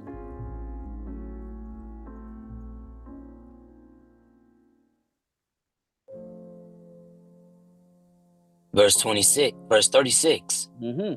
Thou shalt find that Israel by name hath kept thy precepts, but not the heathen. They don't understand the precepts. You the carnal seed, but he still got you in captivity because you didn't do what he told you to do. Right. You had one job, brother. One talent. Your talent is to teach the world. You got another precept for it, Elder Yohanan? Oh, what's that one in yeah, cause I gotta make a pause. Yeah, the one in the enemies, right? What's that one name? It was the one I brought up the other day, I told you. I can't remember.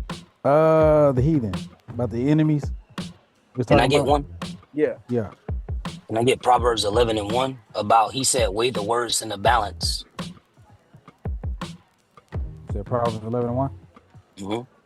Yes, sir.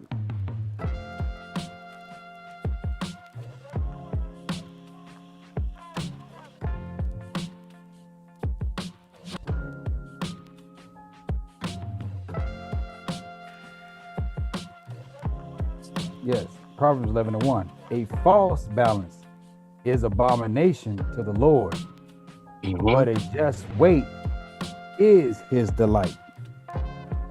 So that's what Elder Stephen talking about right now. He's saying that Ezra was saying weigh the weight of what Israel doing to the nations, right? But Israel was following after the nations doing the same thing. So they lying. That's why the children of Israel ended up in the position they in. Because you supposed to weigh the words and make the words just. That's what the priest's supposed to do. They're supposed to separate the good part from the bad part, the carnal from the spiritual. And he's saying that a false balance is when you say the carnal is the way to salvation. That's a lie. That's a lie. You see what I'm saying? A balance is supposed to help you to judge the weight of something. You're supposed to make it just. You put two things on a scale and then you weigh it against something else and you make them equal. Make them just. It's unjust, the stuff that Israel did down through the years. So that's how they ended up in the position that they in. He say a false balance is an abomination to the Lord, but a just weight is his delight. That's what he delight in. You teaching the spiritual, not the carnal. All praises.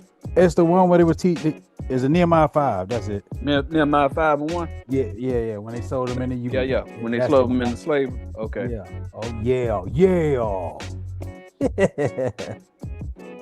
Right above it. Above Esther. Now he's talking about the heathen. Remember when he said you started learning the ways of the heathen, right?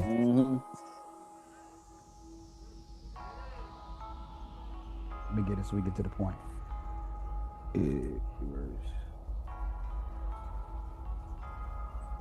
All right. Nehemiah chapter 5 and verse 7. Then I consulted with myself, and I rebuked the nobles and the rulers, and said unto them, ye exact usury, every one of his brother. See, that's what they're doing right now. Yep. And they using them people. Yep. Using them for their money. This ain't talking about high interest loans, guys. No. That's not what it's talking about. That's what they're doing right now. You hit that QR code, using them for their talents. Yep. To build up their name. Read. Yep. And I set a great assembly against them. That's what this channel is right here. Is a great assembly against them. Read. Verse 8. And I said unto them, we after our ability have redeemed our brethren the Jews. That is the righteous Jews, not the vagabond. The inward Jews, which were sold unto the heathen. Now, which heathen is he talking about? Right. He's not talking about some far off land. Now he's giving them a similitude to being sold. He's talking about the noble Israelites. Yes, in the preceding verse, he's saying they sold them like the heathen of the preceding verse. He's talking about those are the church. He's saying Jacob just as wicked as the powers that be. Right. He sold them into a doctrine. He sold them into he's doing the same thing. Read. And will ye even sell your brethren? See, he's asking the question. You selling your brethren? Yep. On that wisdom. Read. Yep. Or shall they be sold unto us? Or they gonna come buy what we got? Read. Then held they their peace and found nothing to answer. Yeah, so they know they're guilty. Yep. They know they're guilty. Verse 9. Also I said, it is not good that ye do. He telling them, what y'all doing over there, charging the people money for the word? You over there got them people in captivity in that church, having them doing all the holy days and all that foolishness, having them buy from you, doing all that usury of your people in them congregations, having them paying tithes, having them paying alms, all that stuff, paying tribute to you. It's not a good thing what you're doing over there, and you're lying to them. Read. Ought ye not to walk in the fear of our God because of the reproach of the heathen, of the heathen, our enemies? He's calling those people who do that in churches the heathen. Yep. Those are the heathen. Yep. People that don't have the wisdom the spiritual wisdom. Those are heathen. They're and doing they're like the who? same. They got the same doctrine, y'all. Right. Verse 10, I likewise, and my brethren, and my servants, might exact of them money and corn. Corn is the wisdom, money is the doctrine. Read. I pray you, let us leave off this usury. Let us leave off that doctrine they got y'all on. That usury is what they got you under. That's that doctrine. They keep you. That's the same doctrine of the powers that be. That's what the elder is talking about. That's an example of it. All praise to That's the that Most just High. balance. Yes. Yes. Now we have concluded that you are in an untenable situation. The powers that be hate you. The heathen hate you. And the Most High is holding you accountable for not doing what he commanded you to do. How do you overcome this situation? Here's the thing. If you are digging a hole and you need to get out of the hole, the first thing you need to do is to stop digging. Try to figure out what got you into this mess and start doing the thing the Most High told you to do in the first place. Start showing love to your neighbor. What love mean? Teach him. Yep. Spiritual doctrine. Yep. In the Bible, Jesus and the disciples were in the same position that you find yourself in. They were living under the oppression of the powers that be. They were discriminated against and brutalized just like you are today. They also had tough guys that tried to go against the powers that be, and they were destroyed in 70 AD. Hint, hint. Learn from the Bible so that you don't repeat your mistakes. So let's start with OD. OD Whitman. The Most High showed you how to deal with D through Christ and his disciples. Again, straight with no chasers. Jesus taught D. Whitman, the white man, and so did Paul. Remember, love means to teach the spiritual doctrine. Love is not a hug and a kiss. This is how Jesus and Paul loved thee. You have the right to follow whomever you desire. There are a lot of tough guys out here who say, follow me. While they convince you that following them will lead to success, the powers that be are still in authority. That authority will remain until you start doing what the example did. You can't expect deliverance from the Most High if you don't follow his son. Go to Mark 3:7. You got me, Elder Misha. Yes, This sir. is how Jesus the Christ dealt with thee. Okay?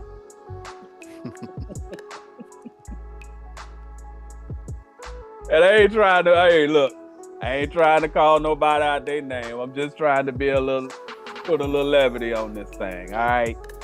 Yes, sir. Mark. Y'all about to see. Jesus taught them folks.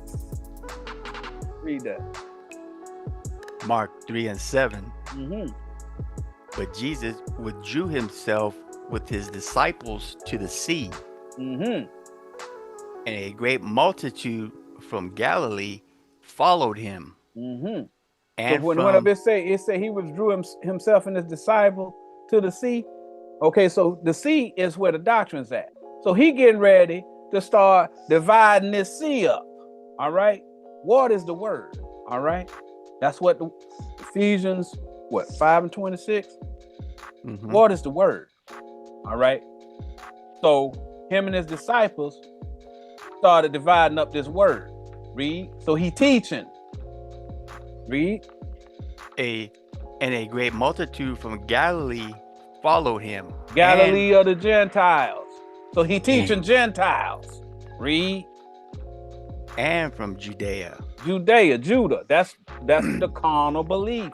Okay? The people who believe carnally. So he taught them. Hey, there is no northern kingdom. I don't see Bible. northern king. I can only work with what's here, sir. Southern kingdom in the I can Bible. only work with what's here, There's no sir. words that say Hellenized Jew in the Bible. Again, sir, I'm going to need to see who begat Zondervan. I'm going to require that, sir. Who begat Zonder? I'm going to need the word Zondervan in the actual Bible before I believe that, sir. Or who begat Strongs? Yes, Strong as well. Somebody's going to have to show it to me. I'm sorry. But next verse, please.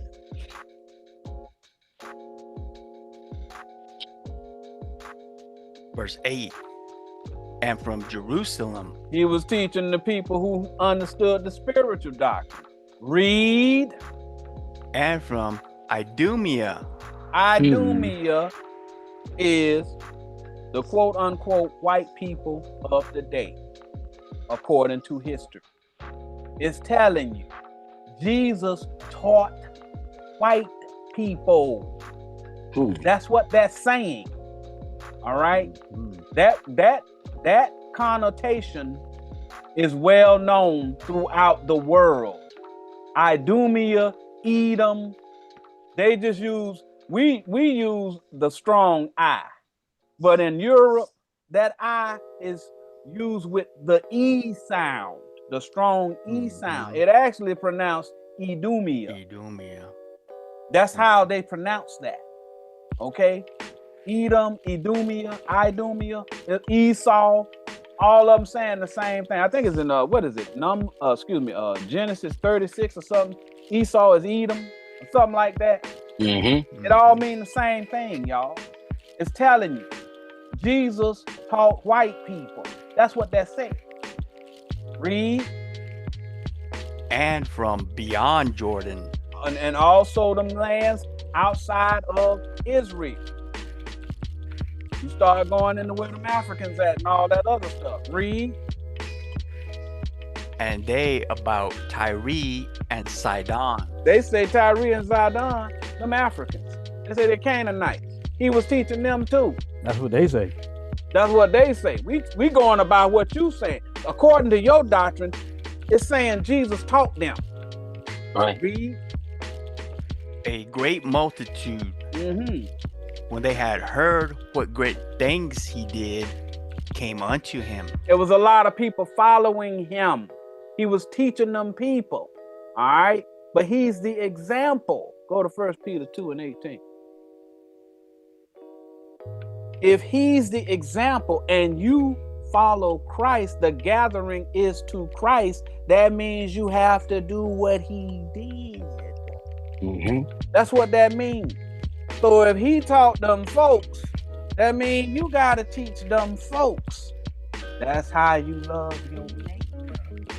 You got to teach them. Read that. Going down to 23. 1 Peter 2:18. Servants, be subject to your masters with all fear. Not only to the good and gentle, but also to the froward. So the people who hate you, the people who evil to you. All right. Next verse. Look what he's telling you to do. I didn't write this. This is what the Most High made Peter write. Verse 19. For this is thankworthy. If a man for conscience toward God endure grief. He's saying you're going to endure grief. Why you find it so shocking that you're enduring grief when the Most High said you're going to endure grief? He can't lie. Right. He can't lie. We read it. The Most High, if it's anything that he can't do, the one thing he can't do is lie. Right. He said you're going to endure grief. Read. suffering wrongfully. He said you gonna suffer wrongfully. Y'all see that? Again, Yep. you killed the Son of God. Right. You killed the Son of God. Right. And it's a punishment for that. Hey, you think I like it? I'm in the same boat everybody else is in. But somebody got to pay the toll, bro. Somebody got to pay it. Somebody got to pay it. Yeah. But what I decided to do, I decided to go and stop digging. Mm-hmm. Read. Verse 20. For what glory is it if, when ye be buffeted for your faults, ye shall take it patiently? You got to be patient, y'all. You got to endure. Most High said you're going to have to endure patiently. All right? You just keep doing you got to prove to me that you're going to stick to what I told you to do. Then I'm going to remember that promise I made to Abraham. Just like he did when he brought him out of Egypt. That's a prophecy of what's going to happen, y'all. Be patient. Read. But if, when ye do well and suffer for it, ye take it patiently. That's what's happening to y'all now. Read. This is acceptable with God. He don't care about the militant leaders who say we need to come together and we need to fight the powers that be and all that other. He don't care nothing about what they say. They're not God. Those are puny men or puny gods with a small g. They got y'all to believe what they saying, but the real God don't care nothing about what they talking about. Because they ain't got no power here against the powers that be. Next verse. God says he's comfortable with what's happening to you. Because he's teaching you something. After your affliction, you gonna seek him. That's what he's telling you. We read it earlier. Read. Verse 21. Mm-hmm. For even hereunto were ye called, because Christ also suffered for us. You're going through the same thing that the prophets of old went through under captivity. Jesus, he went through the same thing that you are going through, and the Most High didn't deliver him from them folks. Y'all see that? Read.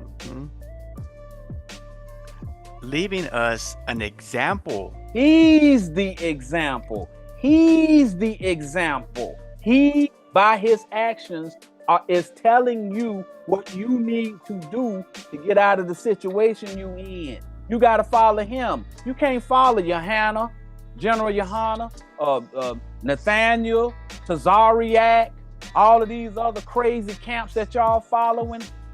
Them people ain't doing nothing but lying to y'all and lining their pockets.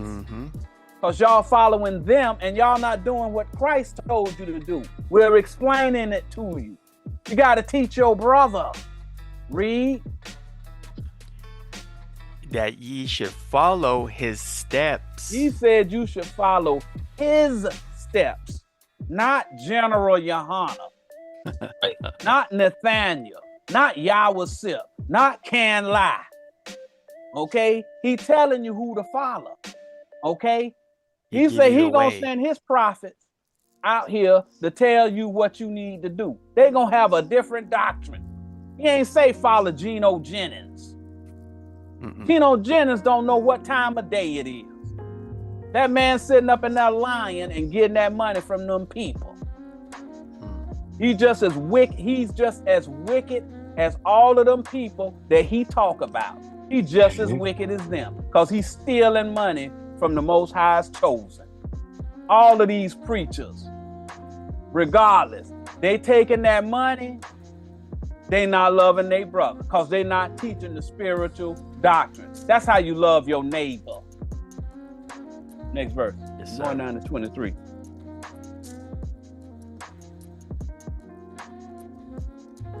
Verse 22. who did no sin. He didn't teach the carnal doctrine like these preachers up here in these pulpits doing. He didn't teach that. He taught the spiritual doctrine. That's what he did no sin means. It don't mean that the man ain't never went and got in a fight. It don't mean the man ain't never went and slapped somebody. It don't mean that he ain't never went and disagreed with his mama, told his mama off, or told something. That ain't what it's talking about. That's what these people try and get y'all to believe. Oh yeah, he never cheated on at cards. He never did all that. That's all. They don't know what that thing's talking about. When it said we read it whenever we was reading 1 Corinthians 15. He said sin is the carnal law. We read it again in Romans 8. It said that sin is the carnal law, the law of sin and death. That means he didn't teach the carnal law. That's what that means. He wasn't no mystical, metaphysical angel. Okay? Y'all need to get off of this, because if he's that means you can't do what he did. Right. Okay? That gives you a way out. He had the same temptations that you have. Everything you go through, he went through. The same, he was a man. Okay? Y'all got to understand that. He didn't teach the carnal trash. That's what that means. Read. Neither was guile found in his mouth. He wasn't trying to trick you out your money like these so-called leaders doing now, getting your money. Yeah, tithe mean you got to send that money to us. I need them tithes. That's how we keep this ministry going. We need your donations. Pay attention to this. Where's that QR code at? Where that? Right there. Yeah, he ain't had that kind of guile. Where they gonna spend the money when the world over with? Right. Come on, man. Read. Verse 23. Who, when he was reviled, reviled not again. When he suffered, he threatened not. He did what? He threatened not. So he wasn't a tough guy. I get it. No. Read. But committed himself to him that judgeth righteously. He kept his mind on teaching the spiritual doctrine. Go to Matthew 17:5. That was his example. He wasn't over there trying to start a bunch of war and all that other stuff, violence. He didn't have nothing to do with that. He didn't follow the example of some of these people around here trying to be tough guys. Read that. Right. Matthew 17:5. While he yet spake, behold, a bright cloud overshadowed them. A cloud is a prophet. While Christ is speaking, a cloud overshadowed them. No, Christ brother. is the no, cloud. brother. That was Three-Eye Atlas. It was no, sir. It was a Starship Enterprise. No, sir. Coming down. No, sir. This ain't Battlestar Galactica. Look here. Christ is the cloud. A cloud is a prophet, y'all. He overshadowed them. That means his doctrine was top dog. All right. While he spake, a cloud, he's the cloud, overshadowed them. Read. And behold, a voice out of the cloud. Christ is the cloud. The voice is coming out of his mouth. Read. Which said, "This is my beloved son." This is Christ teaching them that he is the Son of God, meaning he got the doctrine. I'm the doctrine, y'all. Read. In whom I am well pleased. Hear ye him. He's the example. You gotta do what he did. He taught them folks. Yep. He taught them people. He taught Edom. So you gotta teach them. Not only Edom, but he taught all of them other nations as well. That means you gotta teach all of those other nations as well. We just read it in Mark 3:8. He taught all of those people. And you have to do as your example did. Was he the only one taught them folks? Go to Acts 16:9 for me right quick. Hey, We're Elder, trying to figure this out. we don't have to go there, but I just want to point out, like in Luke 6, around 32, and then Matthew 5 and 45, 46, he says you got to love them. He said, like, if you only love them which love you, that's what the sinners do. That's the easy part. Yeah. So to your point, the hard part is to love everybody. That's the challenge you got. That's the challenge. Praise. Let's go to. They got to see it. Now let them see it. Let's see it. You don't mind, Elder? No, I don't mind. Wait, let's go to it, Elder Misha. Which one you had? Go to Luke 6 and 32. Because if you they don't see it with their lying eyes, they ain't gonna never believe it. Indeed. All right. I'll let you take. I'll read it, okay? Luke 6 and 30. I got you. 6 and 32. Yeah, go ahead. 32? Yeah. Sorry about that. So you got it dry, or are you good? Yes, sir. I can read it. All right. No, he said he gonna read it. Just go ahead and bring it out. Yeah, just bring it out. Your hand. Oh, okay. Or whoever, yeah. Luke 30. Luke. Sorry. Luke 6 and 32. Luke 6:32. Oh, I'm tripping. You No, you can read it. Yes, Okay, you are. okay. John, I'm sorry. okay. Y'all. Let's rock, scissors, All paper right, for here it. we go. I got it, y'all. Somebody bring it out. I'm gonna read it. Luke 6 and 32. For if ye love them which love you, what thank have ye? Dig it up. That's If I'm on, because I heard one time a dude said he was a potentate. wow. And that since he was a master Hebraist, he was somebody trying to challenge me. He was a master Hebraist, but his thought was he didn't have enough thought to bring nobody else up to the level where he was. He couldn't bring nobody up to the 31st. He always had to be at the 32nd. You know what I'm saying? So he never took thought to in his mind. The potentate is the 33rd degree. Right. So he never thought to himself to teach somebody. If you only love them that love you, you basically keeping them bought. And that's the only people who believe you. Oh, I'm the blacks, Hispanics, Native American. You got a set of people that you setting aside to love you, right? He only love his patrons. Yeah. His patrons. The ones who put into my Patreon. Right. The ones that hit my QR code. Right. Right. He wanted to be the show enough. Right. Show enough, Love everybody. Yeah. Right. For sinners also love those that love them. That's what he's just showing you right there. Because just think about it. The sinners love them too. Why? Because they gonna go after that lust. Mm-hmm. So if I have a root of bitterness in me, I'm gonna gravitate to that hate doctrine that you teaching. Right? So that's the one I'm gonna love. That's who I'm gonna love. So let's think about it. Now, if let's just say you have something against I'm going to use this hypothetically as because I'm an African American man, or a Native American, or should I say, or whatever, and I found out that something harmed my family, and I'm gonna gravitate towards somebody who's going to speak against another nation and harm me, such as a white person or something. And I heard somebody say, "Yeah, white people this, yeah." I'm gonna gravitate toward that because I got a root of bitterness in me towards that. Just like we saw in the emails earlier. People can gravitate towards that, and you start getting into that seed. That's what you love. Now I'm in that sin of hate that I have towards that. It starts to grow. You see what I'm saying?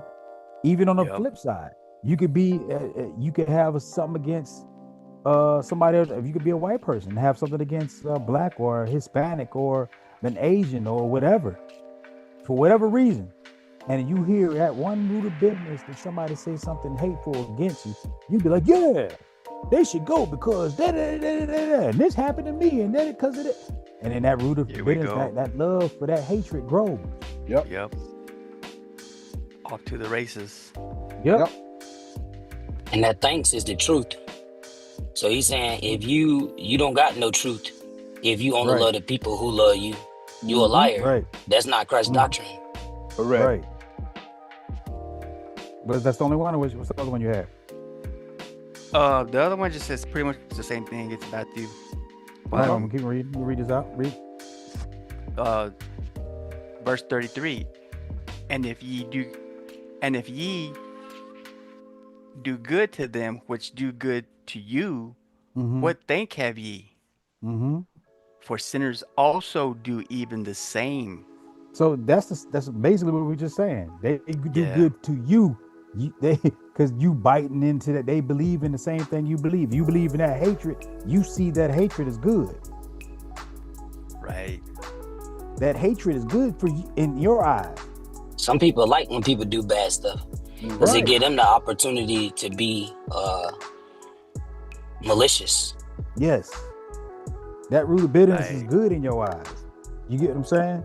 That one thing they talk about, you see it as hate. Now in your mind, like, man, I shouldn't do that. I should not do that. You'll put that outside. You'll kill that Abel. You'll kill Abel quick. And you put that Cain right in your mind and hate you. You slew Abel quick out your mind. And you put that Cain right there and you want to hate your brother. Right. That's what he's talking about. You feed off of it. It's just that's okay. We can go back. Yeah, let's try and get I'm trying to. All praise the Most High. All praise. That's a good one. Get a little bit more. I like that one. We're gonna go to Acts 16 and 9. Because Paul did the same thing that Jesus did. Just so y'all know. Read that out. Acts 16 and 9. And a vision appeared to Paul in the night. There stood a man of Macedonia. Listen now. Listen. If you having a vision of a man of Macedonia, that don't mean you having a vision of a black man in Macedonia when the entire known world know what Macedonians look like. If you have a dream about a man of Macedonia, that's a white man. All right. Go to Maccabees 101. What is it? First Maccabees 101. Yeah. Yep. That's it. The one about Alexander. Yep. Hold that. Yeah, hold that right quick. We can go on ahead and see if we can't get established on what Paul was doing. Again, I still await the lineage and the heritage and genealogy of them Zondervandians or whatever they call, you know what I'm saying? I need to see which one of these prophets begat Zondervan. You're gonna have to show it to me. Because I can only work with what's here. Okay. Isaiah 34:16 says you can't mate it with Zondervan. You can't mate it with Strong. You can't do it. All right. Because those people were not ordained of God. Okay. He ordained who he said should be in the Bible. All right. Not somebody who came newly up. But read that. First Maccabees 1 and 1. And it happened after that Alexander, son of Philip, the Macedonian. Okay, it's saying that Alexander the Great father was a Macedonian, making him a Macedonian as well. Everybody know Alexander the Great was white. Okay, everybody know Alexander the Great was a white man. All right, so let's go back to Acts 16, so you can see the vision that the Most High gave Paul. Read it again. Acts 16 and 9. And a vision appeared to Paul in the night. There stood a man of Macedonia. A white man. No, brother, he was an Israelite. No, sir. No, sir. Again. What is it? Ecclesiastes 12 and 12. About the many books. Right. Okay, you it's a weariness to your doctrine, bro. Your doctrine gonna get messed up. You start following all them books, bro. You can't make the Bible with no other book. That's Isaiah 34 and 16. I'm sorry, sir. Oh, God. Read. Right. And prayed him, saying, come over into Macedonia and help us. The reason why he's trying to help him, because he was Northern Kingdom. No, sir. That Northern Kingdom. Again, sir. Those two words don't appear side by side in this Bible. Thus says the scoffer. They just don't. They don't. So it's unfortunate. But we're going to move right along. But he had a vision of a man, a white man, telling him, come over into Macedonia and help us. That's what it says. Next verse. Going down to 14. Verse 10. And after he had seen the vision, immediately we endeavored to go into Macedonia, assuredly gathering that the Lord had Who's the Lord? That's Jesus the Christ, right? That's the Lord, right? That's who he got the vision from, right? So he's saying, they say that the Lord Jesus, read, had called us for to preach the gospel unto them. They're getting a commandment from the Lord to go teach white people. That's what he just said. All right, you're reading it. All right, you don't have to believe your lying eyes, but we're reading it. Okay, we're reading it. This is why you're in the situation you're in, because you won't do what the example did. That's what Paul is doing.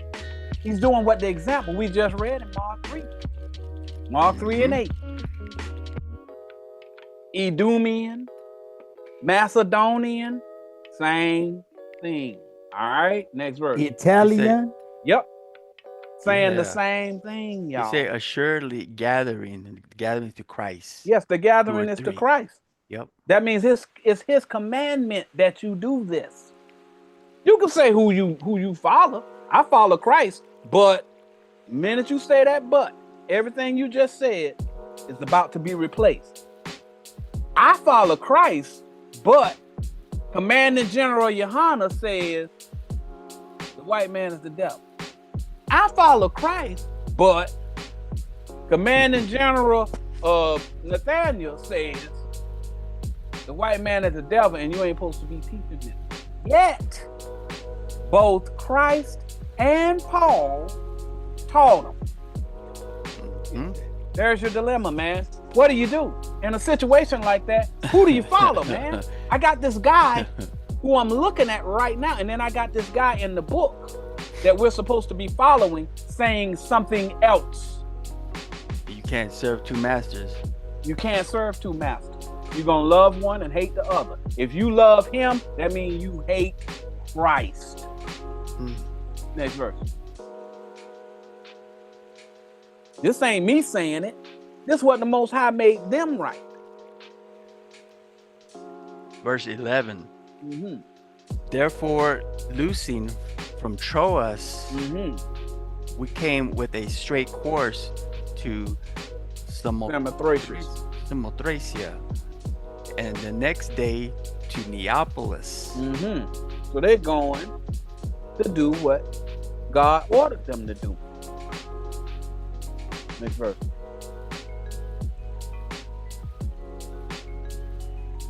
Verse 12. And from thence to Philippi. Philippi. Okay.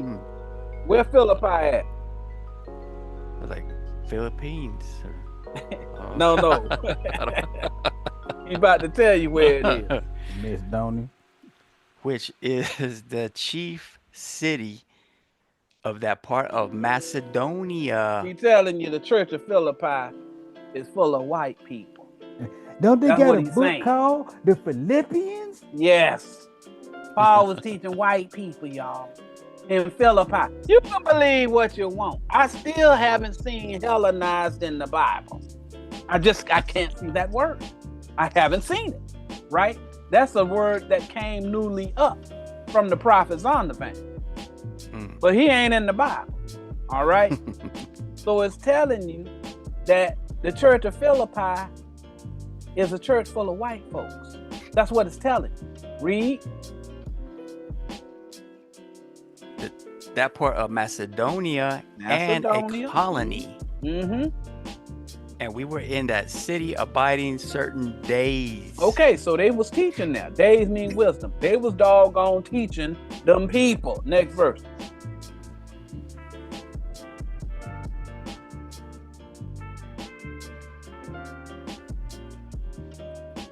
Verse 13. And on the Sabbath, we went out of the city by a riverside. So riverside water. Okay. So they teaching. They went to a place where they teaching. Where prayer was wont to be made. That's a church. Read. And we sat down. We started learning what they was teaching. Read. And spake unto the women which resorted thither. And we started asking questions about the doctrines they was teaching. Next verse. A woman is a doctrine, y'all. Verse 14. And a certain woman named Lydia. Lydia. That's a doctrine that they was teaching, that they was asking questions about. Read. A seller of purple of the city of Thyatira. Thyatira, that's one of the 7 churches, y'all. Hold on, brother. Yes. Hold on, brother. Thyatira is a Macedonian church, y'all. It's white folks in Thyatira. That's what that's telling you. The church of Thyatira is Macedonians. Okay? Y'all can believe whatever you want. You can sit up in there and start doing that old sand, man. Throw that sand on the stage and then start sliding all around, kicking your tap shoes here and there. But it still say that Thyatira is Macedonian. Y'all see that? Read. Which worship God. Hear us. Heard us. So that means they had heard the doctrine before. Because didn't it say that Jesus taught in that region? He taught the Edomians. Yeah. I'm about to prove it to you. Read. Whose heart the Lord opened, that she attended unto the things which were spoken of Paul. So they went and they started converting that doctrine. Go to Matthew 16 and 13, please.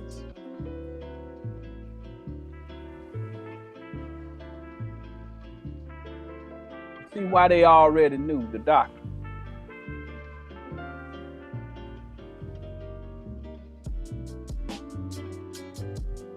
Matthew 16 and 13. When Jesus came into the coast of Caesarea Philippi. Huh? He in the same area that Paul them in.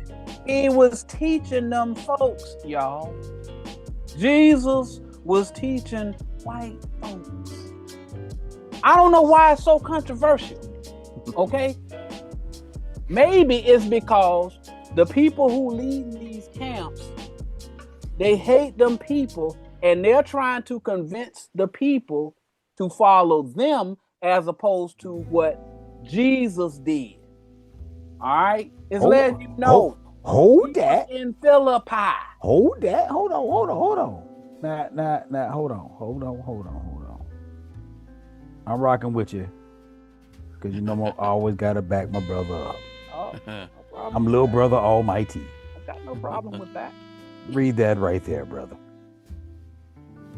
Revelation 1 and 11, saying, I am Alpha and Omega, the Beginning first and the last. Doctrine. And what thou seest, write in a book, and send it unto the 7 churches which are in Asia. Israel. No, sir. No, sir. Asia, sir. Yes.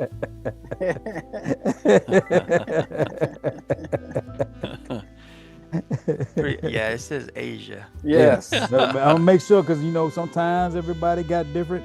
Like what happened at the beginning. I had to go through and had to correct, because we got different translations. Yes. I want to make sure everybody's Bible was on the same accord. Yes. Everybody's Bible say Asia. Okay, press on. Unto Ephesus. Ephesus. There's a book called the Ephesians, right? Yep. Okay. And unto Smyrna. And unto Pergamos. Pergamos. And unto Thyatira. Oh, that's in Macedonia, man. Wow. Pretty sure that's the same. Amazing. Yes. Amazing. Oh, wow. One more time. And before we go on back to the elder, go ahead and crush y'all again. You're going to go on over to 2 and 18. Is it the red letter? They like to read the blue letter, but they don't like to read the red letter. Yes. Revelation 2 and 18. And unto the angel of the church in Thyatira write. Where's that at? At Macedonia. Wow. Yes. That's one of the 7 churches, y'all. One of the 7 churches is in Macedonia. That's what that says. Uh-oh. Wow. These things saith the Son of God, who hath his eyes like unto a flame of fire, and his feet are like fine brass. So you mean to tell me they wrote the white folks in Thyatira and told them that Christ is a black man? No, he already knew. They already knew that part. So obviously that's not what they were talking about. That ain't what it's talking. But according to their doctrine, right? They say he didn't teach them folks. But Right. I beg to differ. It's saying something else. Go to Philippians 1 and 1. Oh, Jesus. Your mighty word. Yeah. Y'all can believe what you want. Acts said that Paul had a vision of a man of Macedonia. All right. And it said that Philippi is a chief city in Macedonia. Y'all can believe whatever you want. Read that. Philippians 1 and 1. Paul and Timotheus, the servants of Jesus Christ, to all the saints in Christ Jesus, which are at Philippi, with the bishops and deacons. They got bishops and deacons in Philippi. So it's telling you Paul and Timothy both taught in Philippi. That's what it's telling you. And they got bishops and deacons. That means they got white people as leadership in that church. Can y'all see that? No, brother. Brother, I can only work with what's here, brother. I'm sorry, brother. I can only work with what's here. Can I go to 1 Thessalonians 4 and 9, please? I'm sorry, sir. I can't even entertain it. I've got to move on. What that mean, brother? That was the Israelite. It was Israelites out of sight. They were scattered, brother. Really, man. Wow. Hey, I'm trying to fight for you guys on your do other what side. you can, man. Yeah. It's not All working. we can do is the best that we can do. Yeah, it's not working. Sorry. 1 Thessalonians 4:9. Mm-hmm. But as touching brotherly love, ye need not that I write unto you. For ye yourselves are taught of God to love one another. You're supposed to love one another. That means you got to teach the spiritual doctrine to one another. Next verse. See if we can find out who we need to be loving here. Verse 10. And indeed, ye do it toward all the brethren which are in all Macedonia. Oh What? my God. I mean, all did it say all of Macedonia? All the brethren, which is in all Macedonia? He talking about Hold on, brother. Wait a minute. Slow down, brother. I get it. can't compute. I'm not very receptive to what I'm reading. Right. I'm literally reading. Can't it. compute. That's when they Read started that again. The Hebrew hopscotch ain't working. I know that's right. Something's awry. And Read that indeed, again. ye do it toward all the brethren Mm-hmm. which are in all Macedonia. Let's say love all the brethren in Macedonia. What love means? Teach spiritual had doctrine. one- He said bro. the brethren. He One got to be talking about Israel. No, brother. No, brother. He ain't got to be anything. But if I'm going to accept what you're saying, you're going to have to substantiate it in some way. I have no precepts. That's unfortunate. But it's telling you, them guys can say whatever they want, right? But Paul said, you got to teach the white people. I know some of you find it appalling. But again, you got to follow what your example did. You can't get around that. Now, we understand that people believe we only care about white people, right? And they say that because they want to discredit us among black and brown people. We truly don't care the race of the people we teach. Sure, no, don't. You would be surprised to know that the Most High made a covenant with the Gibeonites. Some guy named Jesus taught the Gibeonites in the book of Joshua. Yeshua. Jesus. Those are Gentiles or Canaanites, more specifically, Hivites. Not only did the Most High make a covenant with them, he sent Joshua to defend them from the Amorites in chapter 10. But he also commanded David to kill Saul's family members because Saul persecuted them. Let me say that again. He also commanded David to kill Saul's family members because Saul persecuted the Gibeonites. He killed Israelites on behalf of the Gibeonites, Gentiles. He avenged the Gibeonites at the expense of the Israelites. Do y'all understand what's going on? All of that trash these guys telling you God hates all nations, but he loved Israel. He killed Israelites for Gentiles. Think about that. He kept their oath from Joshua to David. Remember, the Most High changes not. That's Malachi 3 and 6. So that oath stands to this day. Let's go to Joshua 9 and 7.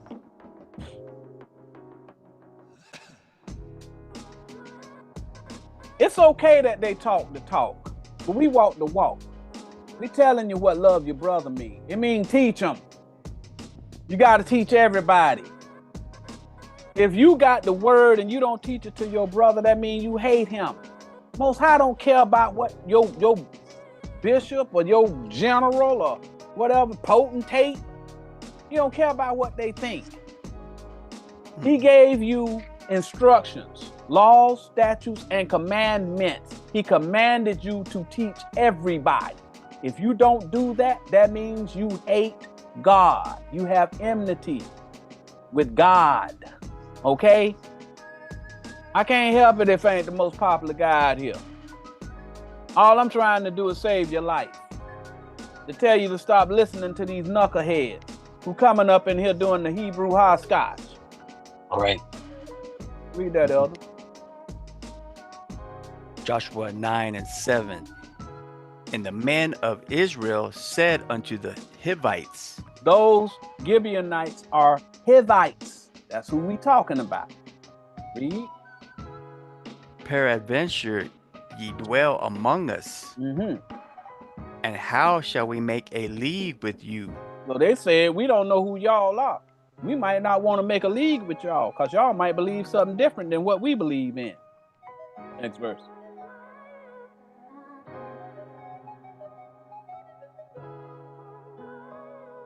Verse 8. And they said unto Joshua, Jesus, read. We are thy servants. And Joshua said unto them, Who are ye? And from whence come ye? So they ain't somebody that is known. All right?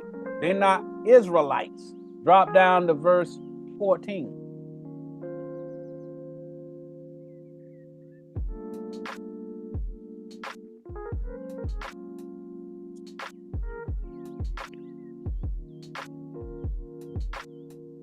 Verse 14. And the men took of their victuals and asked not counsel at the mouth of the Lord. So, and it said that they victuals was dried up bread and rotten food and all that other stuff. You think them men gonna eat rotten food from these people? I'm not. Victuals is food. When it's talking about food, it's talking about wisdom. Okay, bread is wisdom. That's Matthew 4:4. We just read it in what was it? Amos 9:11 or Amos 8:11, one of the two. Amos 8. Yeah. So when it's talking about victuals, it's talking about wisdom. So they started going over doctrine with these people. Y'all see that? Without going to the mouth of the Lord. All right. So they started teaching them. Y'all see that? Next verse. Yep. Next verse.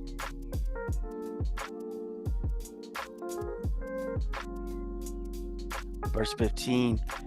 And Joshua made peace with them. He gave them the spiritual doctrine. Christ is the Prince of Peace, y'all. He gave them the doctrine. Y'all see that? Joshua taught them Gibeonites. Read. And made a league with them. Allowed them to join their congregation. Read. To let them live. And gave them the spiritual doctrine. Read. And the princes of the congregation swear unto them. And they made a covenant with them. Drop to verse 18.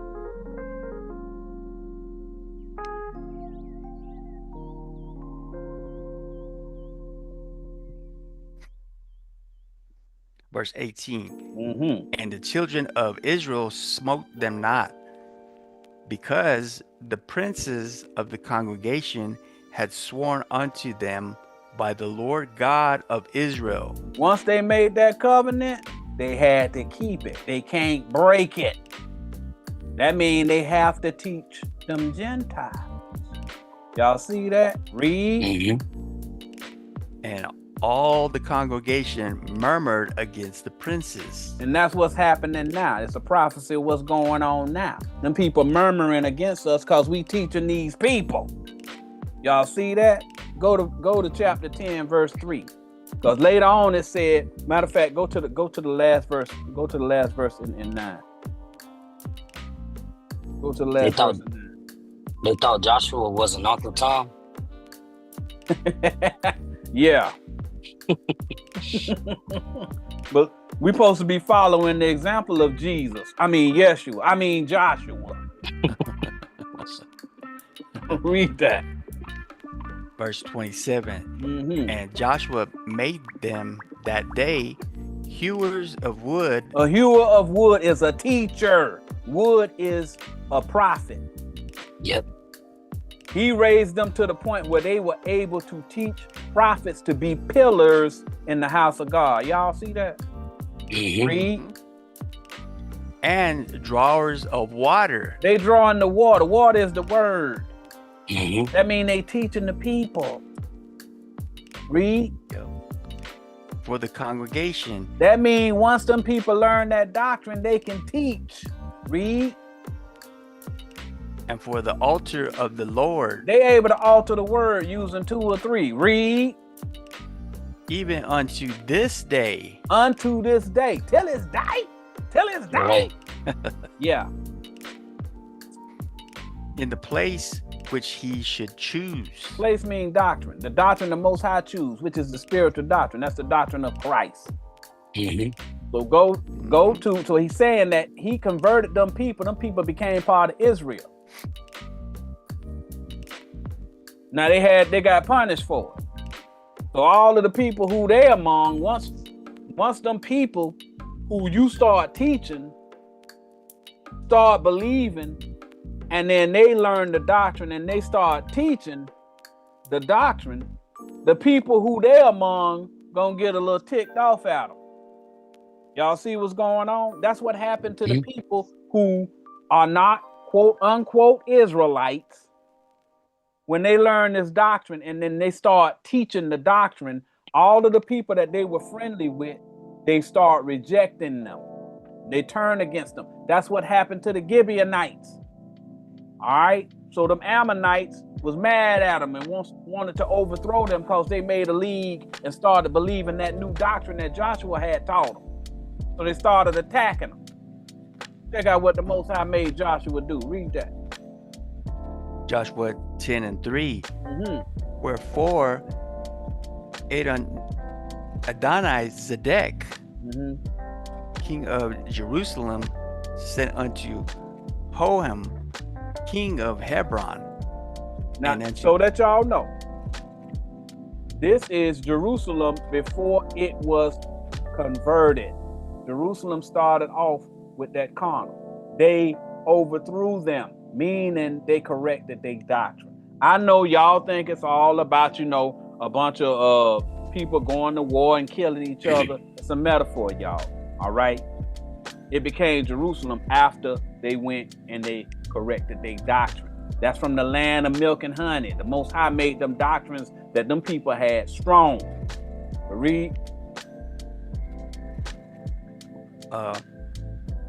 Sent unto Hoham, king of Hebron, and unto Piram, king of Jarmuth, and unto Japhiah, king of Lachish, and unto Debir, king of Eglon, saying, all of them kings, all of them cities, you start hearing about them cities in Jerusalem, in Israel.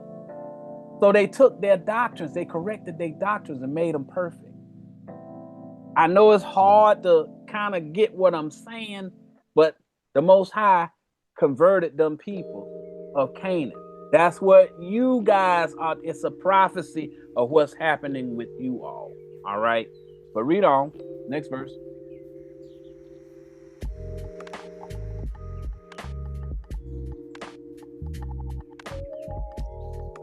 Verse 4. Come up unto me and help me, that we may smite Gibeon.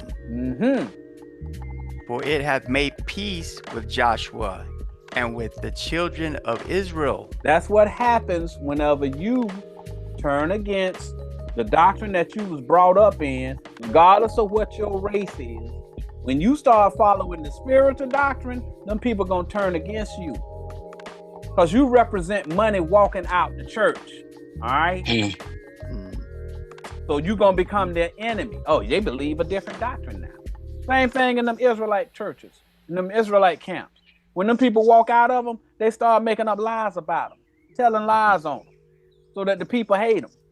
That's what's going on here. Read. Next verse. Yeah. Oh, drop to verse 6. Because them kings came against them Gibeonites. Verse 6. Look what they did.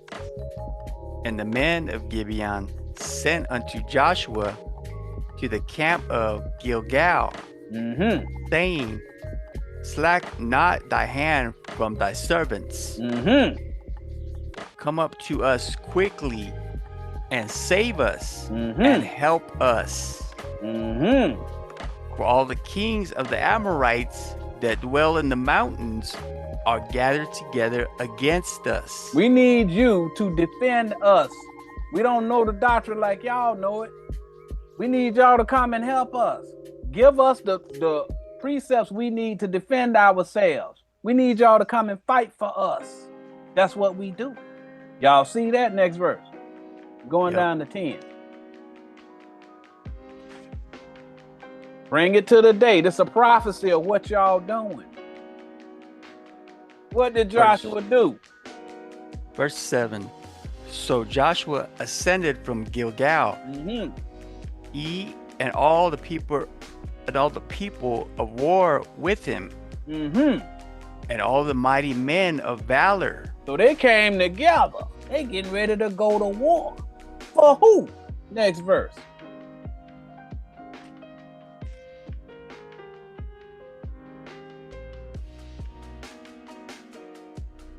Next verse.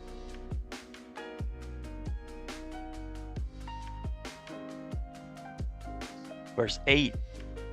And the Lord said unto Joshua, fear them not. We don't fear any of them camps, any of them churches, any of them leaders of them churches, from Geno Jennings or Joel Osteen, T.D. Jakes. We don't fear none of them because we know they're liars. They lying with the Bible. We don't fear any of those Israelite camps. Tazariak, General Yohana, General Nathaniel, any of them camps. We don't fear any of them because we know the Lord is with us. The Lord is 2 or 3. That's what he's telling you. And the Lord said unto Joshua, use this 2 or 3 and you're going to defeat them. Fear them not. That's why we don't fear them. And that's why they fear us. Read. Yep. For I have delivered them into thine hand. They're going to bow down to your doctrine. Read. There shall not a man of them stand before thee. All of them big names I called out, you can call out all of the scholars you want. Notre Dame, the Pope, none of them. They can't stand up to the doctrine of God because they don't understand it. None of them. Undefeated. The Most High's doctrine is undefeated. That's correct. None of them. Right. We don't fear any of them. That's right. We stand boldly. Let you know. Because the minute we start using that 2 or 3, they're going to start running and saluting like Nathaniel did. Next verse.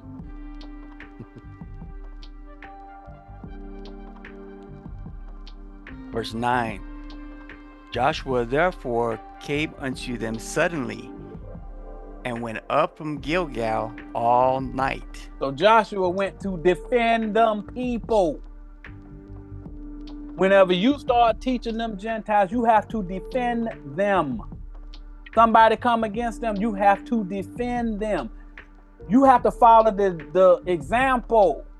Jesus, Joshua, Yeshua. It's a metaphor. You got to do the same thing. He's the example. He's the Lord of the hosts. Come on now. Last verse.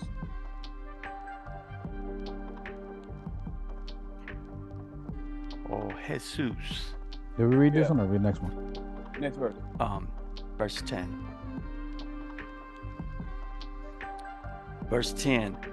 And the Lord discomfited them before Israel, and slew them with a great slaughter at Gibeon. He's telling you that he had Joshua come from where he was and defend them Gibeonites against their own people. The Most High sent Israelites to defend them Canaanites, them Hivites, the Gibeonites against their own people. The Most High offered them protection. Them people can say what they want. The Most High got a covenant with them Gibeonites. He gonna call them something special here in a minute. Read. And chased them along the way that goeth up to Beth Horon, and smote them to Azekah and unto Makeda. Yeah. Go to 2 Samuel 21:1. The Most High had Joshua go up and fight for them people. He sent them to fight for them Gentiles. Think about that. I'm telling you, y'all believe who y'all want to believe, but them people lying to you. We reading it. We ain't supposed to. The Israelites ain't supposed to have nothing to do with them people. Them people nothing. God said they are nothing. They're just a spittle, a drop that falleth from a vessel. They're nobody. They're nothing. Yeah, but he done sent Joshua up there to save them people's life. What does that mean? Right. Read that, Elder. 2 Samuel 21:1. Then there was a famine in the days of David 3 years. So there's a famine in Israel. Oh, okay. Read. Year after year. And David inquired of the Lord. They going through a famine. That means like the word ain't increasing in Israel. Something is causing them not to be able to get deeper understanding. What's the block that's causing this? What is happening? Read. And the Lord answered, it is for Saul and for his bloody house, because he slew the Gibeonites. The Most High say he cursed David and the Israelites because of what Saul did to them Gibeonites. Remember, he made a covenant with them under Joshua. Saul got in charge and he started persecuting them people. And the Most High went and he cursed Israel for what Saul did to the Gibeonites. Next verse. Why would he do that? Didn't we just read to this day? To this day? Yep. Verse 2. And the king called the Gibeonites and said unto them, Now the Gibeonites were not of the children of Israel. They're Gentiles. They're Canaanites. But they're in the nation of Israel. I don't care what them people tell y'all. It ain't meant. The salvation was not to any of the Edomites. It wasn't for the Jebusites. It wasn't for the Canaanites. It wasn't for this. That man sat up there and lied to y'all when Tazariak said that. We sitting here reading this thing. The Gibeonites are not the children of Israel. So why they in Israel? Right. Why is David going and trying to appease these people? Why did Joshua go and kill them Canaanites to protect these people? It's telling you they are not Israelites. Read. But of the remnant of the Amorites. They Amorites, y'all. Come on, man. Y'all see that? They Canaanites. Yep. They're not Israelites. But the Most High is ticked off at David about them because of what Saul did. Read. And the children of Israel had sworn unto them. They made a covenant with them under Joshua, under Jesus. I know y'all see this. Read. Mm-hmm. And Saul sought to slay them in his zeal to the children of Israel and Judah. Saul went and tried to kick them people out of Israel. Just like all these people trying to tell you they can't get salvation. That's what Saul did. He didn't keep the covenant. The Most High said they had to keep the covenant. Saul didn't do it. So let's see what happened. Go to verse 3.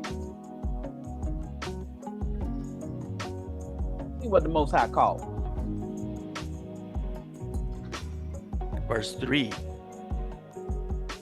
Wherefore David said unto the Gibeonites, What shall I do for you? And wherewith shall I make the atonement, that ye may bless the inheritance of the Lord? What? What? The inheritance of the Lord? That's what it says. Ain't that what that say? That's what it says. Them Gibeonites, they're the Lord's inheritance. Let me tell you something. You can believe what you want. The difference between us and them is we not gonna lie to you. Them people gonna continue to tell all the lies that they tell. Tazariak gonna get up in there, he gonna tell his lies. Got all y'all believing he the goon of Israel. Can't nobody beat me in a debate and all that other stuff. And soon as he start reading, he just read right over it. Because he ain't got nobody in there to say, hold on, wait a minute. Did he just call them the inheritance of the Lord? Yeah, he just called them the inheritance of the Lord. Them Gibeonites. That's what he just did. You can like it, don't like it. We don't care. Because only thing that matters is what the Most High made them people put in this Bible. He considered them Gibeonites to be his inheritance. That's his people. Right. So let's see what he did because of what Saul did. Go to verse 6. So you can see what the Most High did. Since you sitting up there saying none of them weren't supposed to get salvation, they nothing, they nobodies, all of them people, they nothing. The Most High hate all nations. What did he tell David to do? Verse 2 Samuel 21:6. Let 7 men of his sons be delivered unto us, and we will hang them up unto the Lord in Gibeah of Saul, whom the Lord did choose. And the king said, I will give them.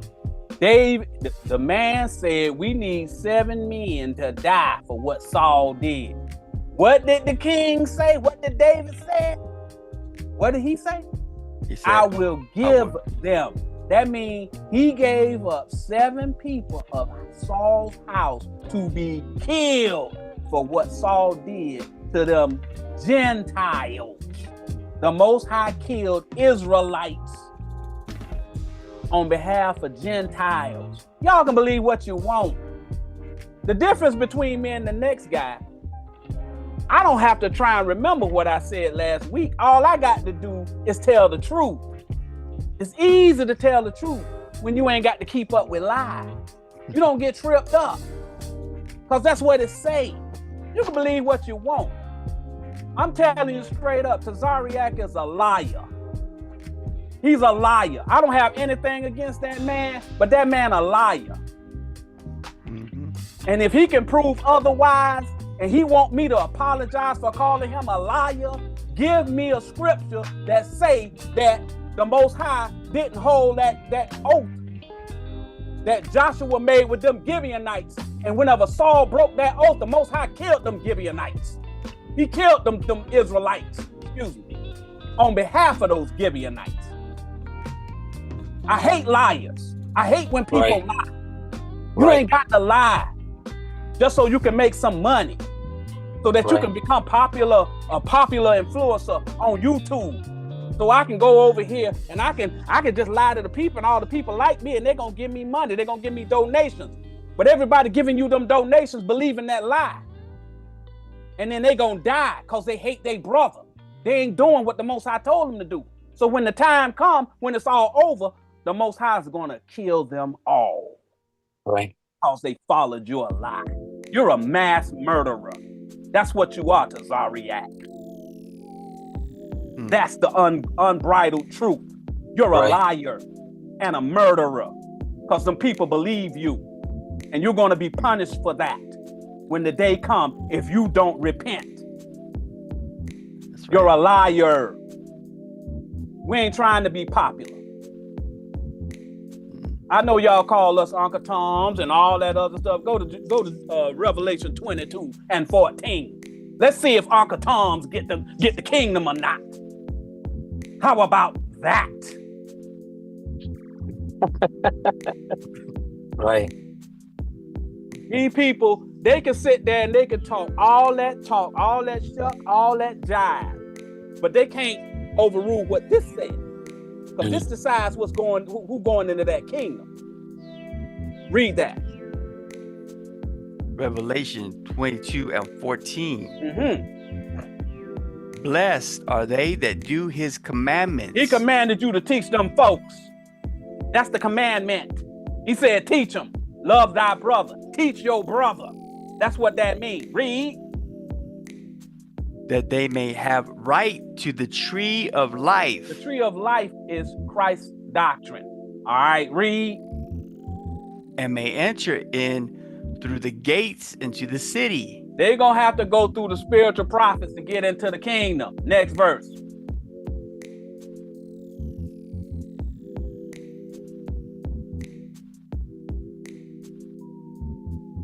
Verse 15.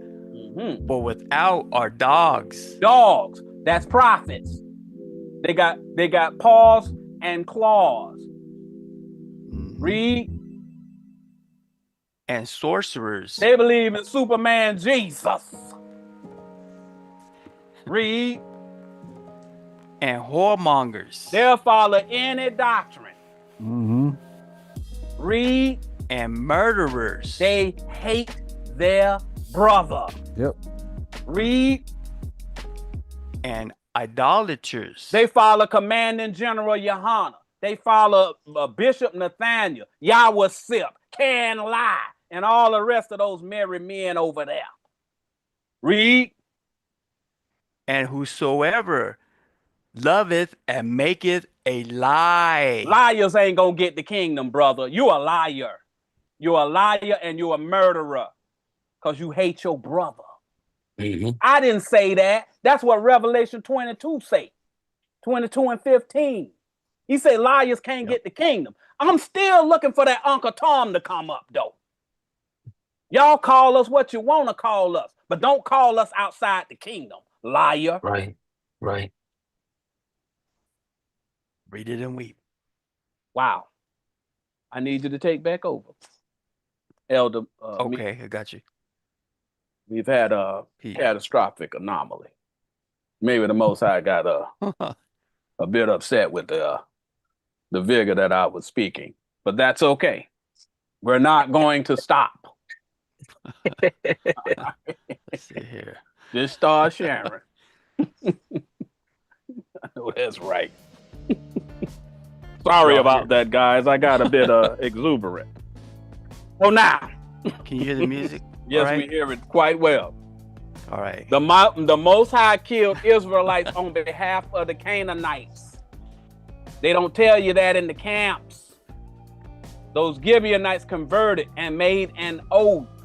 The Most High keeps that oath till this day. Now you know that you must love or teach all creatures like Jesus and Joshua. Let's deal with the issue of conflict under the rule of Babylon. First of all, start with the tough guy act. Once you become an emotional and militant fool, you will probably get yourself hurt or killed. Tough guys get humbled. In the United States of Babylon, it is best practice. Hear you. All right. It is best practice to de-escalate and comply with authority over here. Have your day in court and resolve your issue. There is no sin against protesting and having your plight announced and defended peacefully. That is why Dr. Martin Luther King Jr. and all those warriors of the civil rights movement were so successful. The Bible tells you to do the same thing.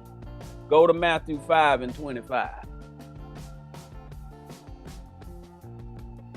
You got to figure out how to sustain here in Babylon. You got to endure. The Bible gave you some things that you can do in order to endure here. Yeah, I know you're gonna be afraid and you're gonna fear being hurt, all of that. But the Most High said none of that stuff gonna come nigh thee. It ain't coming near you. You just do what I told you to do. I'll take care of the rest. You just keep teaching these people like I told you to. Ain't nobody telling you to go to a KKK meeting. Ain't nobody said do that. Don't be foolish. All right. But this is what the Most High told you to do. Read that for me. Matthew chapter. Oh, you got it. Okay. Go ahead. Matthew chapter 5:25. Mm-hmm. Agree with thine adversary quickly. You got to agree with your adversary quickly. Somebody pull you over and you get up in there and you getting into a back and forth about why you pull me over? What you pull me over for? Man say get out the car. Well, I'm not getting out the car. And then it's gonna go downhill from there. Mm. Okay, you're not doing yourselves any favors. All right, you have to comply. Agree with him quickly. Read. Whilst thou art in the way with him. His way is the law. Okay, that man pull you over. He pulling you over because the law say he can pull you over. He don't care nothing about, well, I was only 1 mile over the speed limit. What you pull me up for? You don't have the opportunity. You have to comply. Okay? Read. Lest at any time the adversary deliver thee to the judge. You're going to have a problem. He's got all authority over you. You trying to be a tough guy. He exercises authority that's given to him by the powers that be. And you trying to be a tough guy. Read. And the judge deliver thee to the officer. Mm-hmm. And thou be cast into prison. You're going to have to figure out how not to get in back and forth and be combative with these people. You're going to have to mind your business. If you have an interaction with somebody, don't take it personal. Go through the process. If somebody does something wrong to you, get a lawyer. There's mechanisms set up for you to do that. Next verse.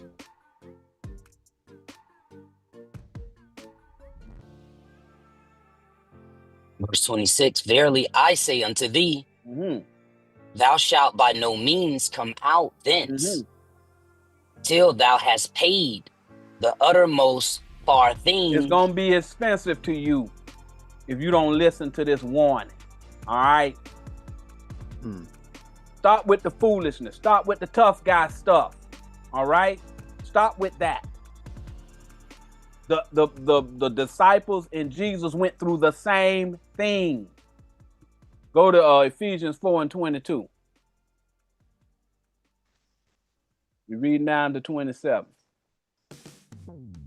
You got to stop being combative. Things happen. We read earlier in what was it, 1 Peter 2. You know, sometimes you have to suffer unrighteousness.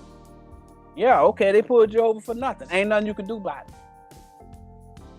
Powers that be, they got their authority. Hey man, try and comply and try and get out of the situation as quickly as possible. Be courteous and move on. Read that. Ephesians 4:22. That ye put off concerning the former conversation, the old man. So you got to let that old man who ready to fight, every small slight, you ready to go and knuckle up about the smallest slight, you got to let him go. That carnal man, you got to start thinking like Christ and them thought. Read. Which is corrupt according to the deceitful lusts. You corrupt in that you ready to fight everybody. Calm down. Go through the process.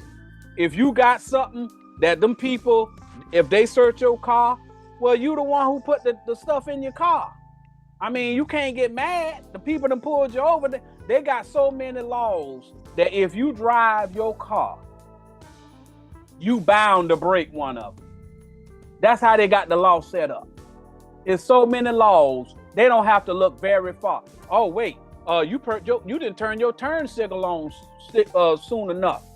You wasn't a prescribed distance from the turn, and you didn't put your turn signal on. And they can pull you over for that. It's in the books. That's why they make it the way they make it. Oh, wait a minute. While you was driving, you slightly went over into the yellow line. I saw you do. You're weaving. I saw you look at your phone. Right. Your window tint is too dark. I mean, they got a million ways to pull you over. There's nothing you can do about it. Nothing. I'm sorry. Somebody said they're talking about the Hellenized Jews in Macedonia. So he was talking. So Christ was speaking to the Hellenized Jews in Idumea. Right. Right. Exactly. Nice try. Telling you. But read on. Next verse. I love it, man. Yeah. Which is corrupt according to the deceitful lusts. It's corrupt because you got a deceitful lust in you. You combative. Everybody against you. You mad about it. Hey, man, the Most High say he was going to do this because of what you did. You can sit there and say, well, I didn't do it personally. The Most High, he went and he cursed the whole nation. It is what it is. Until you acknowledge your offense and start teaching them people like he told you to. He gave you one job, brother. One job. Next verse. Verse 23, and be renewed in the spirit of your mind. You're going to have to follow the example. What Christ said. Agree with your adversary quickly. Renew your spirit, bro. Stop being so combative. Ain't everybody want to be the tough guy till the tough guy show up. Guess who the tough guy is? The powers that be. Right. You don't care nothing about your little pop gun. You don't care nothing about that. Your pop gun can't penetrate his armor. That man will show up to your house with a doggone M-wrap, with a big baton on the end of the M-wrap, and he'll crush your house. Open your whole house up. You ain't even got no place to hide. He just come in there and just bulldoze your house. You talking about, hey, I got me an M5. I'm ready to go. You know what I'm saying? I got an AR. I got this. I got that. He's sitting up there with 50 cal, and you playing games. Right. Come on, bro. Stop playing. Next verse. Verse 24. And that ye put on the new man. You got to turn spiritual, y'all. Y'all can't get yourselves involved in all of these distractions out here. These people trying to get y'all to go out there and fight for this and fight for that. Black Lives Matter and all that other stuff. Them people don't care nothing about y'all. All they doing is making money. Ain't nothing gonna change. The Most High ain't promised change here. He said it's gonna be destruction. He ain't promised you that you was gonna take over down here. He ain't say that. He promised destruction. Paradise to those who figure out that they need to love their brother. Read. Which after God is created in righteousness and true holiness. You're going to have to turn to righteousness. You're going to have to start thinking spiritual. But you said love your brother, right, Elder? Yeah. Hold on, can I get two? Yeah, go ahead. All right, I don't want to take you off because you said love your brother. Yeah. Was that 1 John 5:10? Mm-hmm. Can we get that first?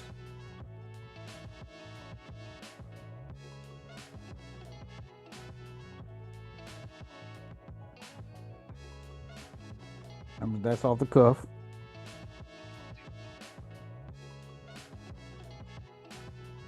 No, that's believing the Son. I'm not gonna love your brother. Is it 4?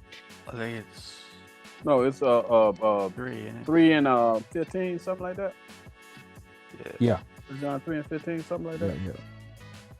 And 4 and 20. 3 and 15. Yeah. That's it. Thank you. Because it's talking about Cain. Because it started talking about Cain, preceding verses, right? Mm-hmm.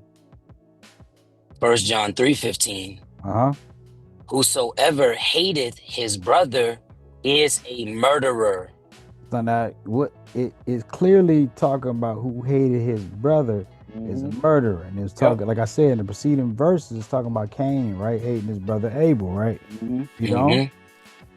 And ye know that no murderer hath eternal life abiding in him. So you don't have the doctrine in because you're a murderer. You always dealing with hate.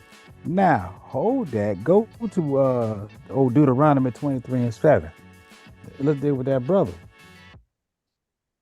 Deuteronomy 23 and 7 say, who that hated his brother? So he said, you say he wrote it to the Jacob, right? And Jacob and the Israel.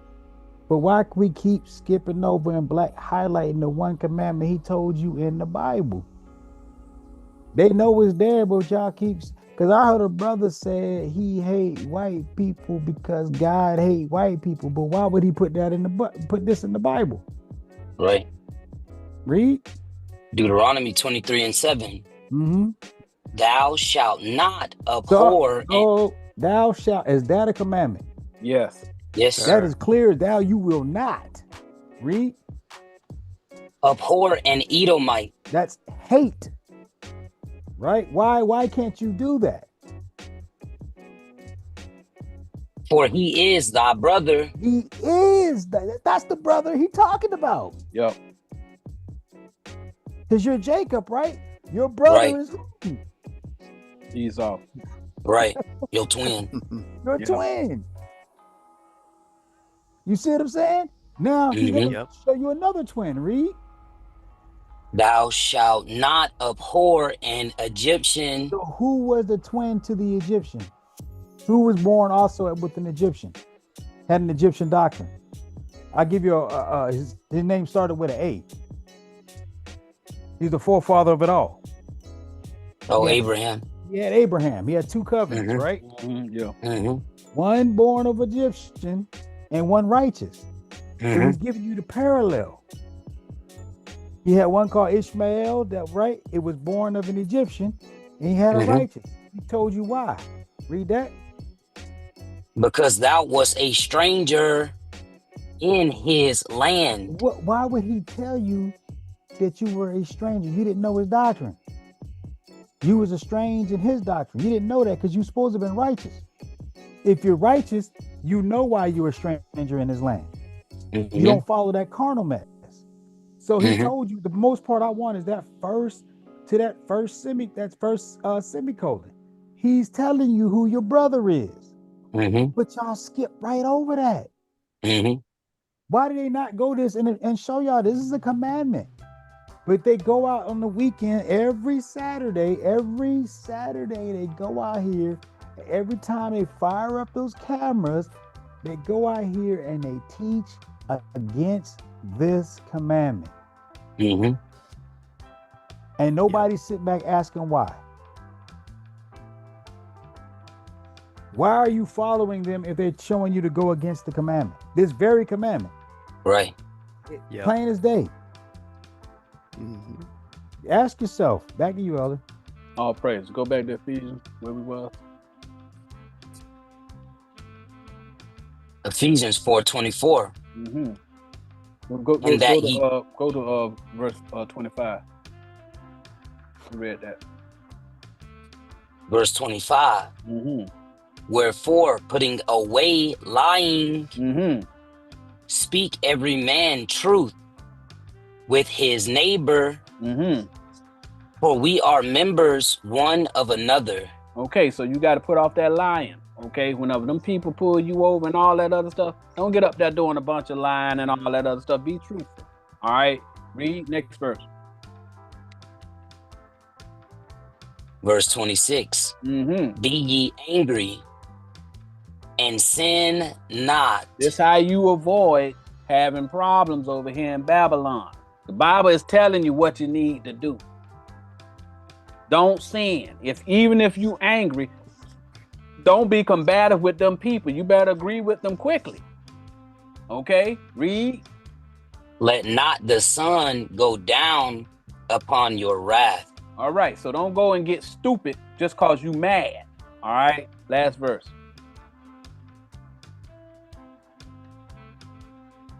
Verse 27. Neither give place to the devil. That's right. You don't want to go and find yourself in a bad situation. All right, because them people got certain situations set up. It's a lot of these people that's evil. All right, and they deceptive. Right, and they try and draw you in. The devil is a deceiver. All right, they draw you in to try and get you angry, to cause you to do something that allows them to put you in handcuffs. All right, go to Colossians 3:22.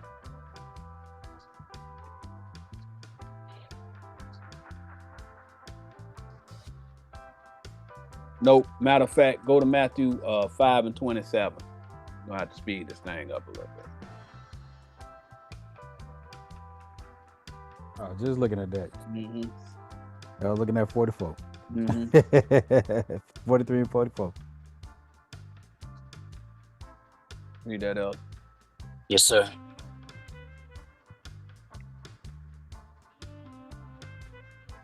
Matthew 5:27. Ye have heard that it was said by them of old time. It's in the old understanding of what the words mean, the carnal. Read. Thou shalt not commit adultery. But it means something different here in the new time. Verse 28. But I say unto you that whosoever looketh on a woman to lust after her committeth adultery with her already in his heart. So if you coming up in there and you following some simple doctrine, even if it deals with this is not specifically talking about women, but the elder mentioned something about women claiming SA and all that other stuff, talking about assaults.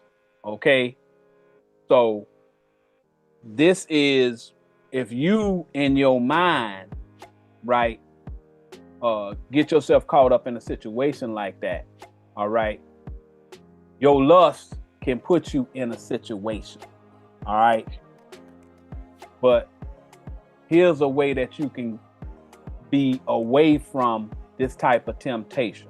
Go to the next verse.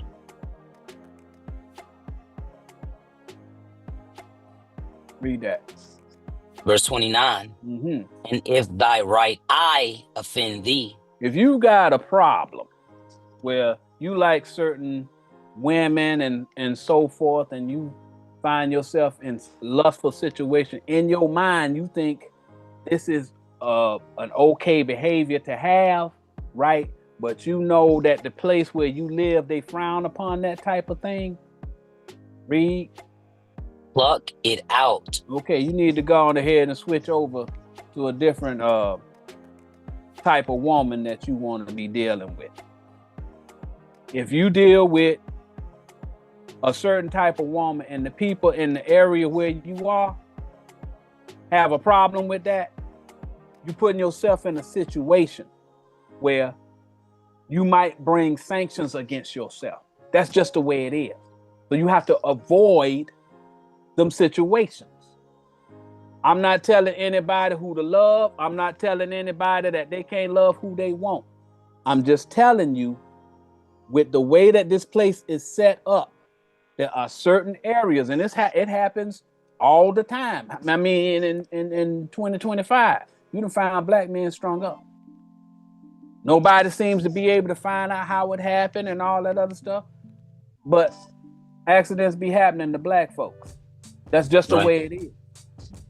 You have to be wary of that, okay? And you have to adjust the way that you live. All right? That's just the way it is. No, it ain't the answer you want, but that's just the way this place is. Some places, they don't have a problem with it. Some places are very progressive. Other places are not. If you're in a place where they're not progressive, you need to take that into consideration. That's just the way it is. Right, wrong, don't matter. That's just the way it is. But read on. And cast it from thee. Whatever your desire or whatever, you might have to cast that away. Read. For it is profitable for thee that one of thy members should perish. Yeah, you go on ahead and get rid of that desire to be with a certain type of woman or to hang in certain crowds and all that other stuff. Yeah, okay, you ain't able to go out there and do that because the area you live in is not conducive to those types of relationships. Read. And not that thy whole body should be cast into hell. But you ain't gonna lose your life. All right? It is what it is. Mm-hmm. Back whenever, well, never mind. Go to the next verse.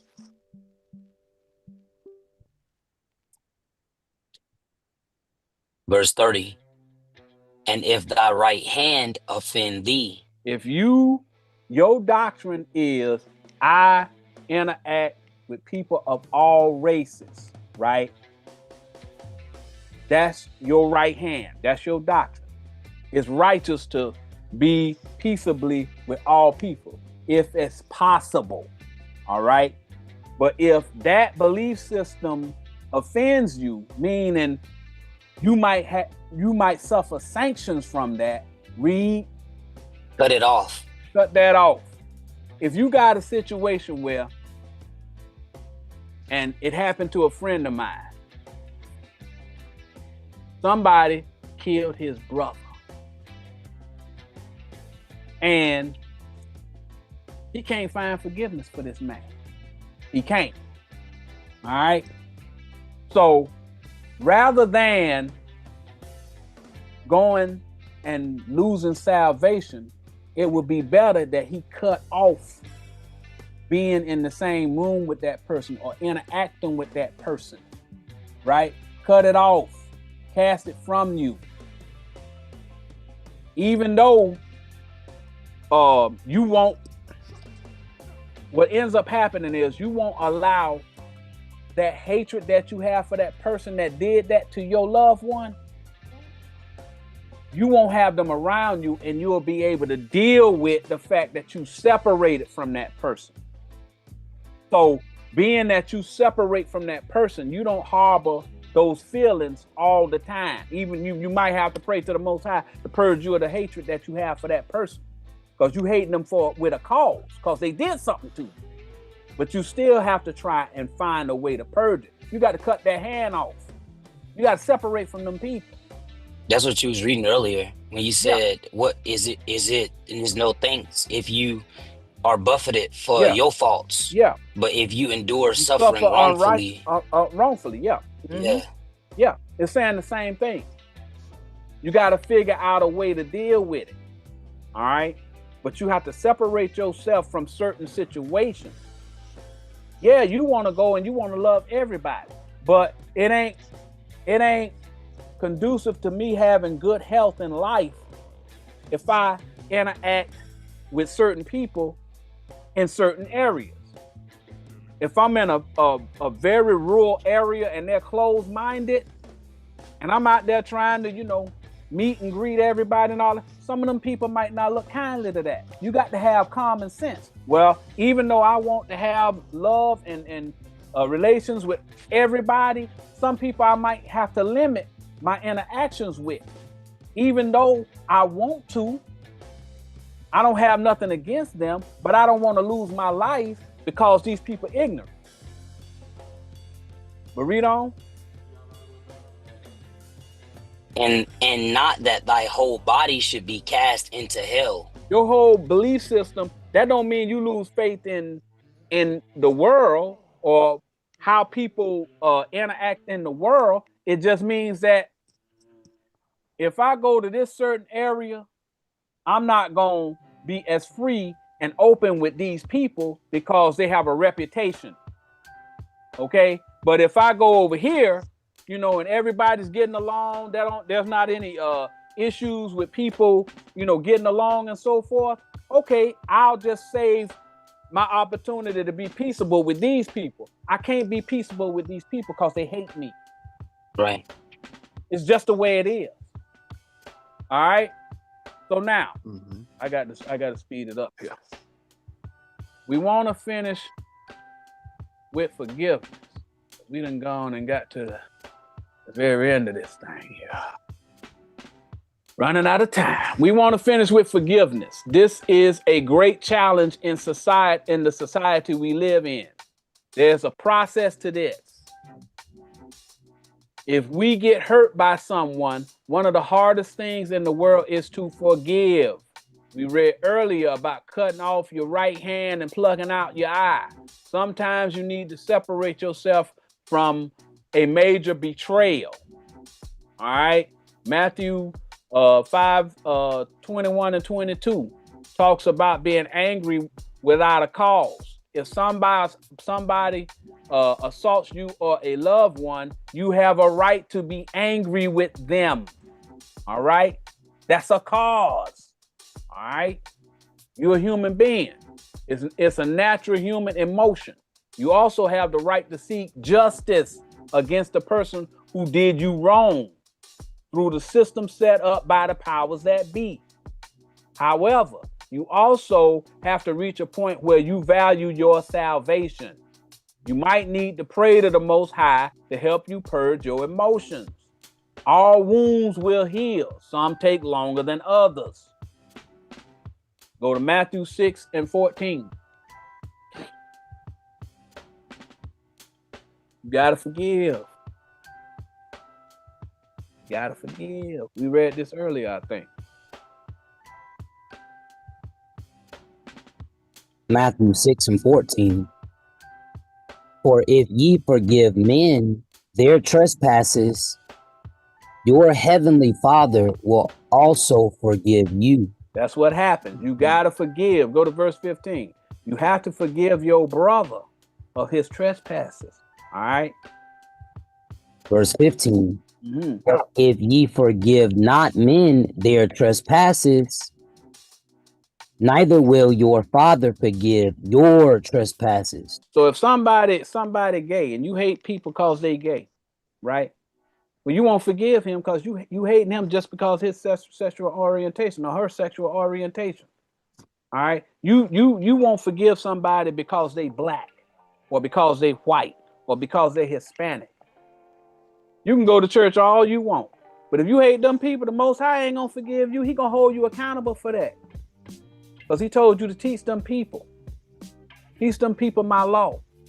Teach them to love their neighbor. That's what you're supposed to be doing. Go to Proverbs 21:13.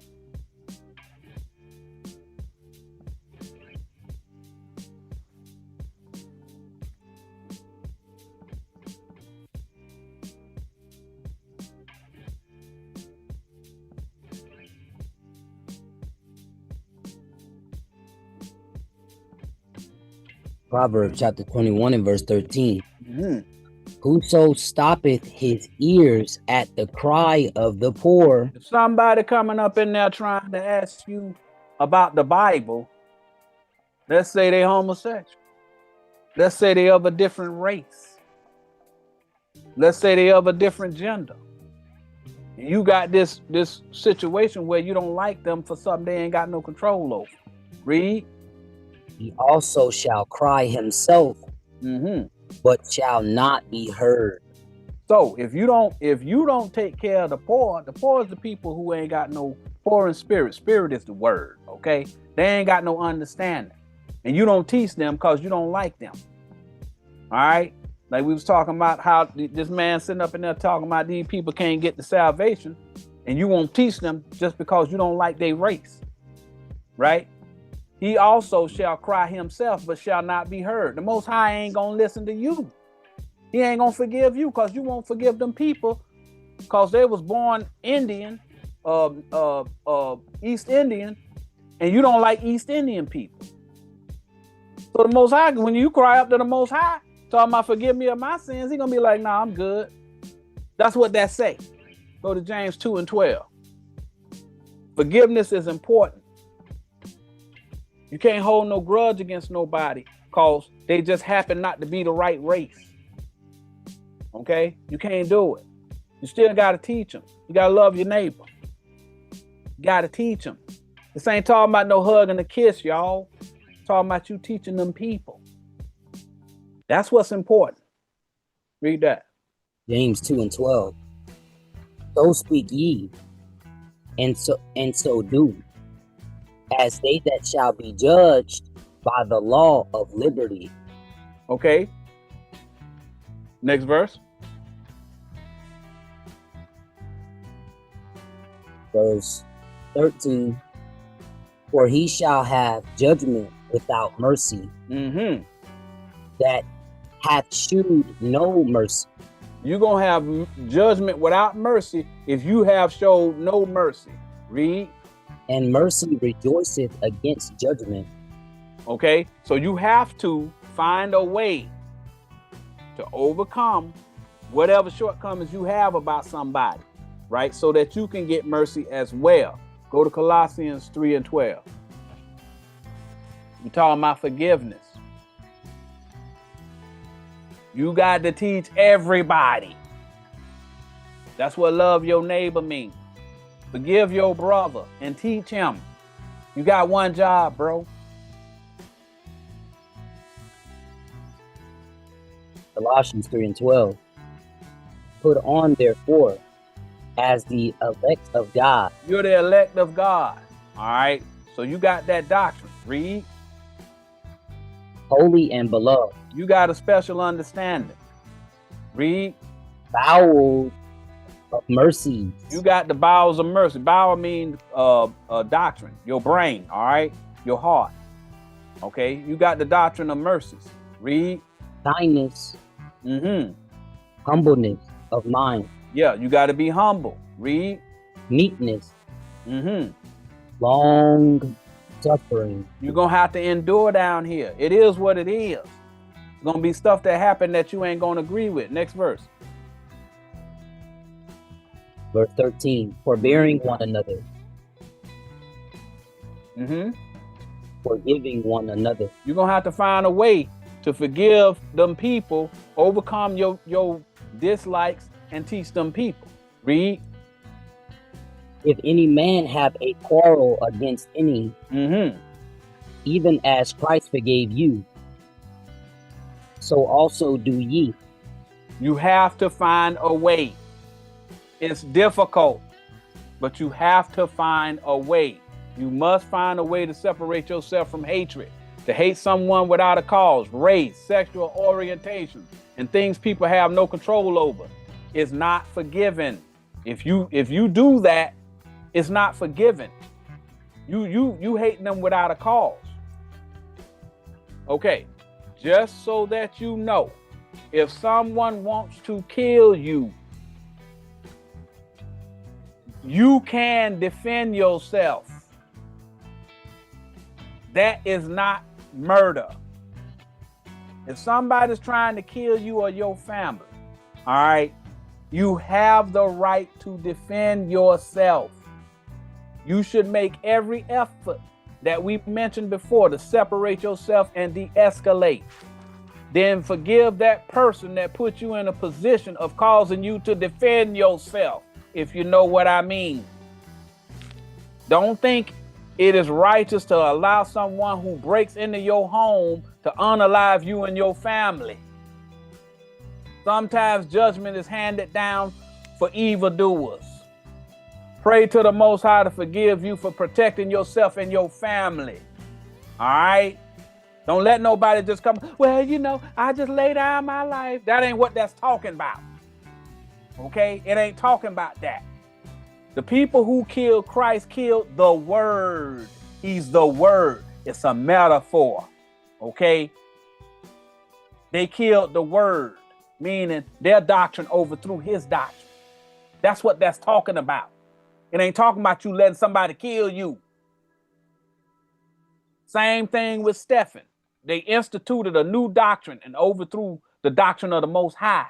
He asked the Most High to forgive them for that, because they brought a different doctrine. They know not what they doing. It's a metaphor for now. If they reject this word that you teach, forgive them. That is separate from defending yourself. Christ and Stephen both submitted to the powers that be. You have to follow their example. The ultimate judge is the Most High. He will judge all things according to his schedule. Don't try to do his job. He set up the powers that be. There are laws of the land that address all issues we live with. He doesn't need you to decide who receives salvation. Go to Ecclesiastes 12 and 14. I'm telling y'all, you don't have to say in yourself, I'm just going to sit back. Somebody done threatened to kill me. Somebody done threatened to kill my family. You have the right to defend yourself. All right? You don't have to allow somebody to kill you. That don't mean you hate them. I don't hate them, but I ain't gonna let you take my life. Most High ain't told you to do that. All right? Turning the other cheek mean they don't accept this doctrine. Well, let me give them the other cheek. Cheek is a bone. Okay? Bone is doctrine. That's what that's talking about. It ain't talking about letting nobody hit you. Somebody come up and slap you. You got the right to defend yourself, to prevent people from harming you and hurting you. That ain't got nothing to do with what we talking about here. These people, they teach all of that stuff in the church and all that else. They don't know what that stuff means. Most High ain't told you to let nobody kill you. If you can prevent somebody assaulting you, you want to defend yourself. All right? That's what that's talking about. Listen, if somebody calls you to defend yourself and ultimately they lose their life, right? Pray to the Most High to forgive you for that person causing you to defend yourself. All right? Don't let nobody kill you. Just cause somebody says righteous to let somebody kill you, that ain't what that means. They killed the word. They tried to stop the doctrine from going forth. That's what they're paying for. All right? Don't let nobody kill you. You have the right to defend yourself. All right? But let's read that. You got to pray to the Most High.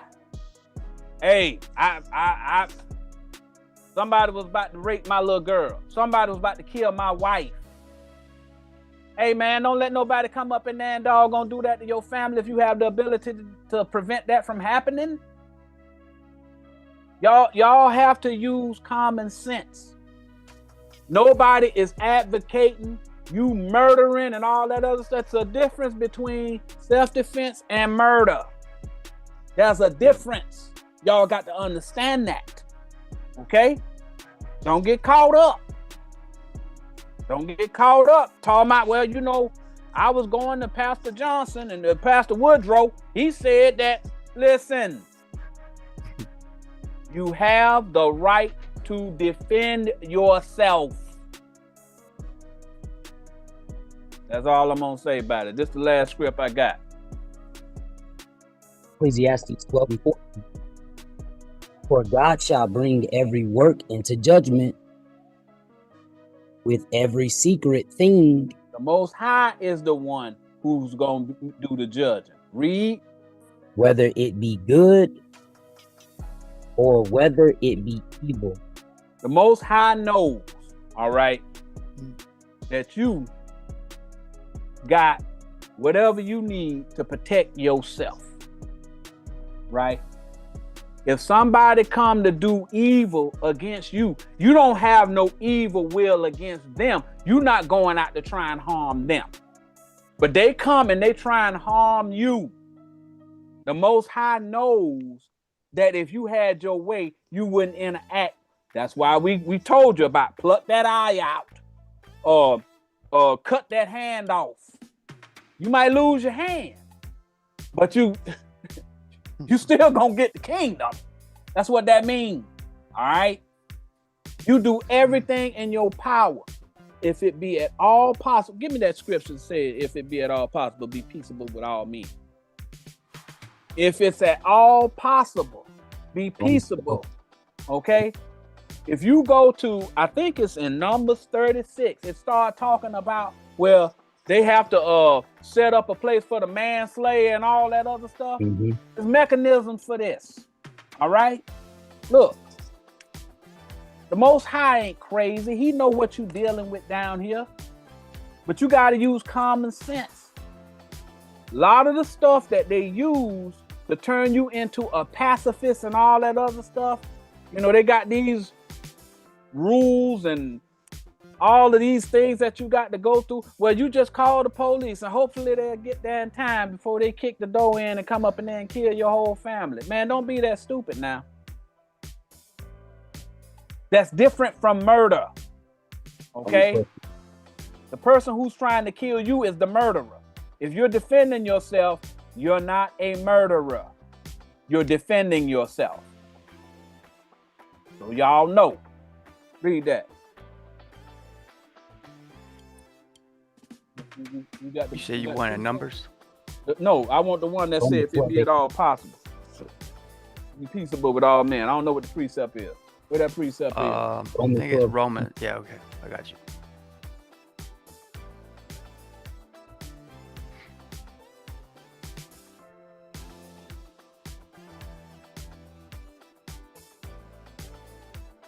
I know this is shocking to a lot of y'all. I know it is.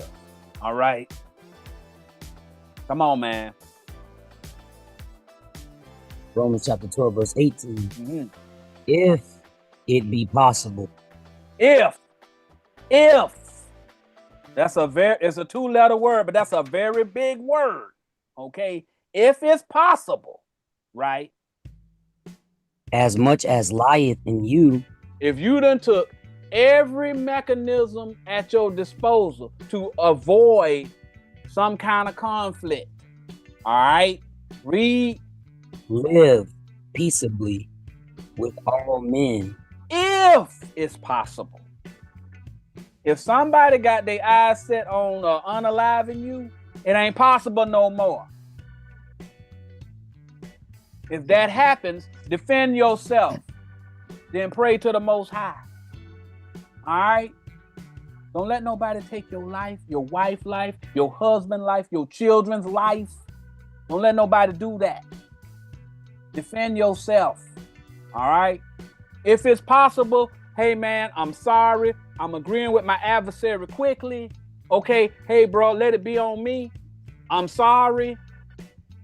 But if they take exception, you got the right to defend yourself. That's just the way it is. The Most High said he put the powers that be in charge for your good. They got systems set up, laws set up to protect society. If somebody violates what they got set up, they got mechanisms in place for dealing with that. Okay? That's just the way it is. All right? Woo! Focus on your own business. Don't get distracted by these influencers on YouTube and politics and all these other distractions. Focus on purging yourself of hatred. That's why we always say don't hate nobody. We hope you enjoyed the class. And we're going to go on ahead and end it there. We hope it was edifying. If you can, go on ahead and put on Radio Raheem up there. But nonetheless, man, we want to go on ahead and make sure we give a shout out to all our elders that was able to participate. Mm-hmm. Oh, y'all see all Radio Raheem up there? Yeah, old Radio Raheem. That's him. All right. Yeah. So we want to thank Elder Dexter, Elder Contessa, Elder Cortez, yes sir, Elder Titus, he up in here. Elder Patricia, Elder Anderson, Elder Contessa, Elder Sharon. Yeah, all praises to the Most High. Legs for Life up in here. Well, say I've been throwing bolos since '63. That's right. All praises to the Most High. Hey man, it is, Elder Anderson. That's right, man. Topsy 2000. What's your scripture to prove what he's saying? What was said? Hold on, something came out. What was said? What do you say? I'm trying to see. Anderson's got. I don't see nothing. What are you talking I about? think Anderson. What's name be? We don't have no fun. Sharon be chopping them before we get a chance. Oh, I don't know. She blocked them or something. Hey, Elder Sharon, what did he say? Who was it? Elder Sharon, you there? I don't know what he said. What they say? Somebody said, "Save humanity from the book worshippers and their commercials." What did he say? Somebody says something about save. Somebody said save humanity from the book worshippers and their commercials. Yeah, all right. I don't know. This ain't for you, bro. I don't know. I don't know what to tell you. That's not what he said. And I just know that. They ain't got nothing to do. We didn't discuss book worshippers and all that other stuff. No. I know. One day we're gonna have that Vulcan mind meld, and we'll be able to talk directly by mind to the Most High. But until then, all we have is the written scriptures. That's all we got. He said BHI. Topsy 2000 said the BHIs are the most delusional, ridiculous, fictitious religion. Yeah, we agree. Yeah. We agree. Yeah. We're not BHI though. No, we're not BHI. Yeah. No, we sitting here literally telling you all people can be saved. Salvation is for everybody. We're not BHI. Yeah. Okay. No. I know what it is. It's the thing I said about Abraham, Isaac, and Jacob. Yeah. All right. That's probably what they concerned with. But that ain't got nothing to do with your salvation. Right. But the thing is, the Most High said he gave his word to Jacob, his statutes and his judgment to Israel. Then all of a sudden, here come these black people start teaching this doctrine. Mm-hmm. Now he said in Revelation 1 what Christ looked like. Okay. The only reason that's important is whenever the person come teaching his doctrine, he gonna look a certain way. Now you can like that or don't like that. Just cause somebody black don't make them better than nobody. But the Most High said it's gotta fit a certain pattern. The whole world know who the Israelites is. I can't help cause them people went and started doggone hiding all of the truth, knocking off noses off of statues in Egypt and all that other stuff. All those atrocities happened. They absolutely happened because certain people colonized the world and they didn't want people to know the truth. That's got nothing to do with you or I, okay? It is what it is, okay? The archaeology and all of that stuff in history sitting there showing you them people on them hieroglyphs look a certain way, all right? It is what it is. I'm sorry that you don't happen to be the people on those hieroglyphs. The people who came up with AI are multimillionaires and billionaires now. It's unfortunate that I'm not one of them. Right. But I can't do nothing about that. I can't help the history happen the way it happened. I've moved on from the situation that happened with the colonizers and all that other stuff because I live a good life. I try to avoid controversy. I try to put myself in a situation where I'm not putting myself or my family in danger. Okay, that's what I'm dealing with. And I'm teaching the word according to what the Bible says. A lot of people gonna agree with it, a lot of people ain't. All I can say to you, don't hate nobody. Don't hate nobody because the Most High wrote the book, said what the people gonna look like, then the people show up, and now you acting like somebody is trying to offend you. I can't help what the people look like. I wasn't there when the Most High started things. I can't help that. I can't help that whenever the Bible talking about Moses and it's talking about Miriam, then it say Miriam ended up having leprosy, white as snow. He turned her white as snow. If she was already white, what sense does that make? But here's the thing. Come on, man. Nobody don't care about that. Nobody, stuff like that has no. See, that's when they try to pull you in the weeds. It don't have nothing to do with your salvation. Nothing. So why you jealous? What you mad about? It's just love your brother, man. Man, I wasn't blessed with good looks. I got to roll with what I got. You know what I'm saying? I'm not an Adonis. I'm sorry. But guess what? I'm going to keep it pushing. Right. I ain't going to be jealous of doggone somebody who good looking because I'm not. I don't care about that. I care about my salvation.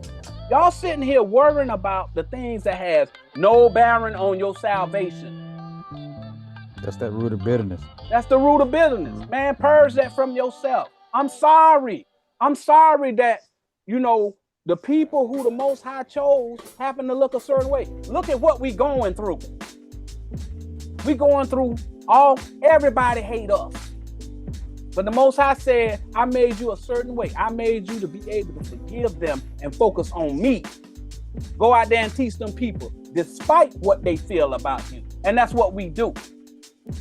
I'm sorry it's not good enough for you. Right. It's unfortunate. Right. Just don't hate nobody. That's all I can tell you. Most High told me to come teach. Hey, if it be possible, be peaceable with all men. That's what we ended on. Mm-hmm. Obviously, it ain't possible with you. All right. It is what it is, bro. Well. Anywho. Right. Sorry that, you have to go on ahead and pull out that rear because these old scoffers and haters start coming into your class. We done sat up here and talk peace to everybody. Look, bro, we got bigger fish to fry. The world is going to war. And you worrying about what color the people is who bringing the message. Come on, bro. Figure it out. Okay? We're adults here. Everybody ain't gonna be able to get the good piece of the doggone loaf of bread. Somebody got to get the end piece. Man, I can't get it. I like the end piece. Come on, man. I can't get the big piece. Dude, stop playing, bro. I can't get the big piece. Can't have everything, man. I'm telling you, man. You can't say that. You just can't. That's why Moses said, man, why you put me with these people, God? Oh my God. I can't bear these people. I want the big piece of chicken. Come on, man. Well, it's a love y'all situation, man. I'm sorry. You know what I'm saying? But at the end of the day, check the last question. Hold on. It is what it is. What is the last question? I don't know. I can't see it. What? I don't know because what is the last question? What last question? Who said that? I guess he's talking with Elder Sharon. Yeah, she said check the last question. I don't know. What's the last question? What is it? I'm trying to figure out. Could you read it for us, Elder Sharon? That's what I've been asking. I have a question. Do you believe in the Hebrew Israelites are African? No. No, we don't believe that. We don't believe that. Hey, man, all of that stuff that them guys... I don't know. Are they getting blocked? Because I don't see them. I don't see it either. You must be blocking them before we get a chance to see them. You have the top chat. You have to go to live chat. That's how I found them. Ah. What did they say? You got to go to all messages. What did they say? Yeah. Okay, that's why I'm not seeing them. Okay. It's the dude named elder named Young the One 3006 says, I have a question. Do you believe that the Hebrew Israelites are African? That's the question. Listen, it don't matter. It don't matter if the Hebrew Israelites African. It don't matter what they is. Okay. What matters is that doctrine. Okay. That's what matters. The doctrine. It don't matter. Elder Misha got the doctrine. What the scripture say? Elder Misha got the doctrine. What's the scripture said that He called the Gibeonites his inheritance. We just read it, the entire thing. The whole class is on Hold that. on, man. Go to Deuteronomy 29. All right. Look, bro. Let's go ahead and go through. It don't matter. Everybody can get it. It don't matter. Your race does not determine your salvation. Right. That's the whole point. When we first started, we showed you the Most High. He decides carnal versus spiritual. He don't care about your race. But he say he can't lie. If he say the person that comes with the doctrine gonna be black, then he gonna be black. I don't know what to tell you. That's what the Most High said. I mean, I don't know what to tell you, bro. It's not a situation where the person that brings you, they're better than you because of their race. That has nothing to do with it. That wasn't the question that was asked about what the class was about. All right.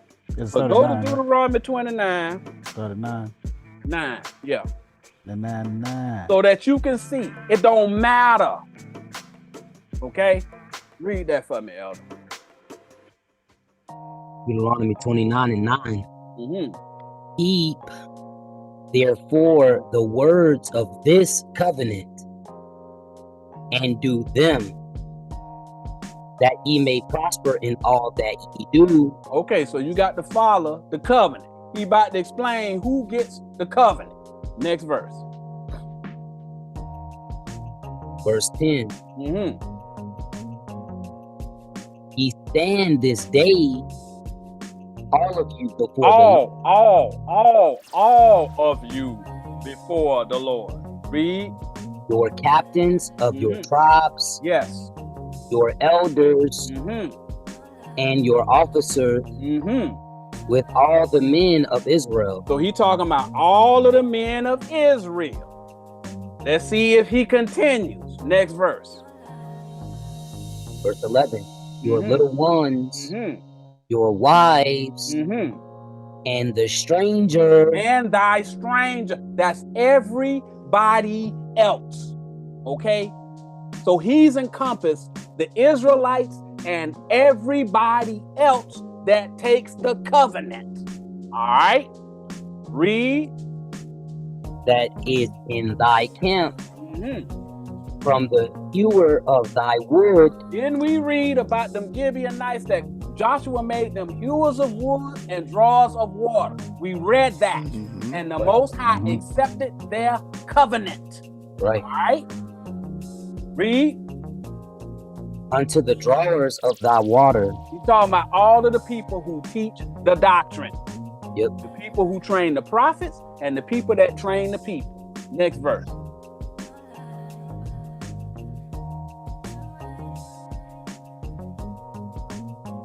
Verse 12.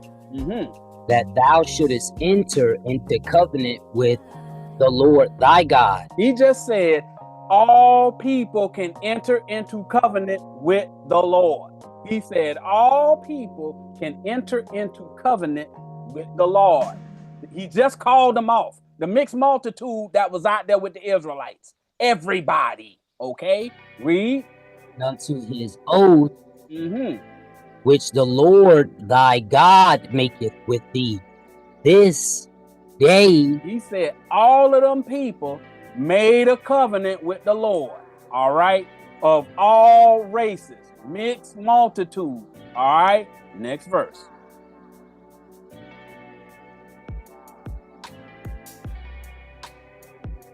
Verse 13. That he may establish thee today for a people unto himself. That's all the men of Israel and the strangers, okay? That means everybody can take the oath. You are not excluded if you are not a quote unquote Israelite. All right? Read. And that he may be unto thee a God. He's going to be a God to all people, because all people was standing out there and took the oath. The Israelites and the strangers. Read. As he hath said unto thee. And as he hath sworn unto thy fathers, to Abraham, to Isaac, and to Jacob. He just called Abraham, Isaac, and Jacob the fathers of them strangers too. Yep. He just said it who he was talking about. Next verse.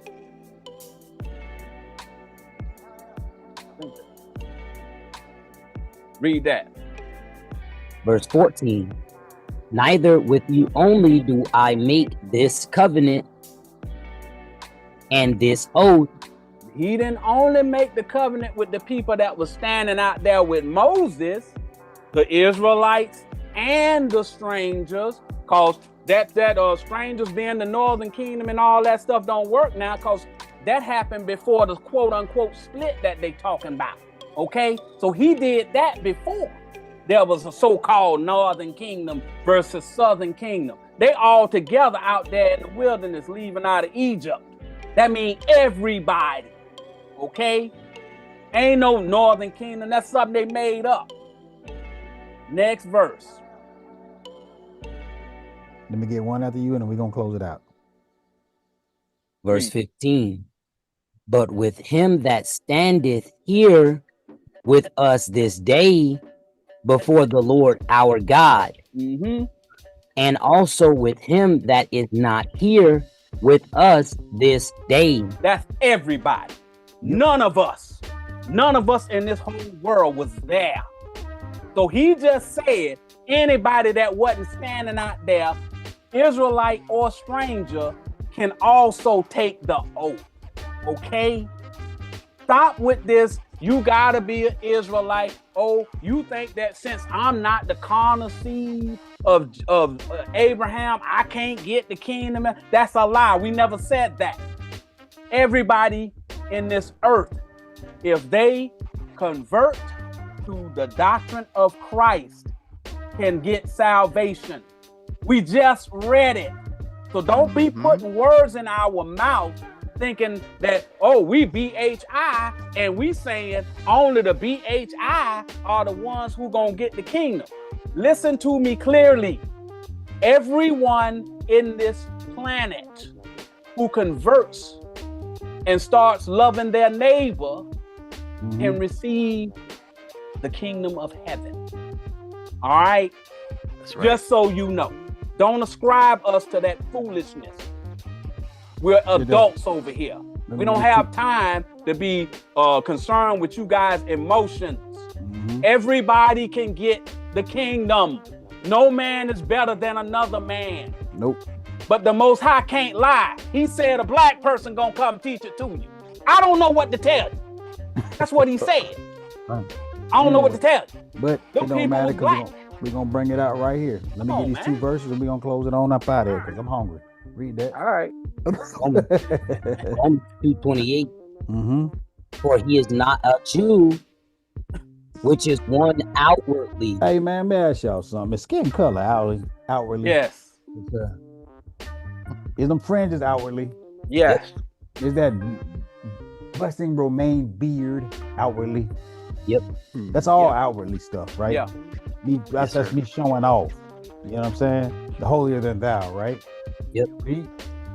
Neither is that circumcision. That's what God said. That's not the circumcision he talking about. Read. Which is outward in the flesh. Because everybody can see it. You just putting on a show. Right. Being African is in the flesh. Right. Right. Verse 29. But he is a Jew, which is one inwardly. In your mind, that you love your brother, that you keep in peace, trying to keep peace. Everything that elders are teaching in this class today, that's what you trying to do inwardly in your mind to the best of your ability. Correct. Read. And circumcision is that of the heart. That's your mind. The heart is your mind. Your mind is trying to keep your best of your ability, trying to keep that law to maintain peace on this earth. And you're trying to teach people through your actions peace on this earth. Read. In the spirit, and not in the letter. Why not in the letter? Because people will grab these words and they try to jam people up in captivity. Right. That's what we're talking. They'll grab his Bible and you can't. They'll go against homosexuality. Anything that they lust to go after, they'll grab these words and put them in captivity. Yeah. And you damn somebody to hell off of these words because and you stumbling block against somebody else. Yeah. Read. His praise is not of men. All these people, those BHIs, this very ones y'all trying to put us in that situation. That's what everybody try to do. They try to praise them, man. They doing it for praise. They want to be known. They want to be influencers. They're not trying to follow God. They just trying to be influenced. You notice we ain't got no donations. You notice there's no Patreon. There's no nothing. We doing this on our own time, away from our own family, on vacations, whatever we do. We set aside time during the week and on Sunday to teach y'all this word. Read. Whose praise is not of men, but of God. That's what we do it for. Yeah. All praise to the Most High. Look here. All praise the Most High. You can go to Ezekiel 47, the last 3 verses. It tell you everybody get equal inheritance. Right. Okay. I can't help who you listen to, and I can't help that you think we part of somebody and all that other stuff. You might need to go and start watching some of those earlier videos that we did. That's not us. Okay. I don't know what to tell you, but if you got all of these things in your heart that you feel like somebody is trying to make you beneath them and all that other stuff, listen, we grown people over here. You might need to go and sit on somebody's couch. Maybe they can help you to overcome your feelings of inferiority because you think somebody trying to say the Israelites better than all other nations. Listen, once you got the doctrine, you are Israel. Right. Y'all don't even understand what we talking about. The seed is the word. Israel got the word. That's Zion. He just read it, the Jew inwardly. That's Zion, the person that's got the spiritual doctrine. And that's what we giving to you all freely. All right. Anywho, that's right. We gonna hey, go Elder, on let me just say this real quick. Y'all know I'm an old man now. Hold on, Elder. Hold on. Before you go, you get one more thing. One more thing. Go check out the Keeping Up with Commandments. Yes. Elder Anderson just put the same thing what he just said. Salvation is for everyone who believes. Yes. Praise. All praises to the Most High. All right, y'all. Y'all know y'all done gone and got me to be cantankerous. Got to round up. You know it's blood pressure. But that's okay. We still love you. We still love you. But hey, we defend what we say. Everything we saying, we defend it. All right. We read it to you. Everybody can get it. All right. But if nobody has anything else, God can. We gonna go on ahead and bid you all a shalom. Let me see how I got it up here. Shalom. Shalom. Why is it not Much love to all. Love y'all. Don't get up. What are you doing, man? I don't know why this is. There we go. Oh my God. There we go. You know, bro, you got one job, bro. Doing it mighty well. Got one job. You're getting a letter from HR.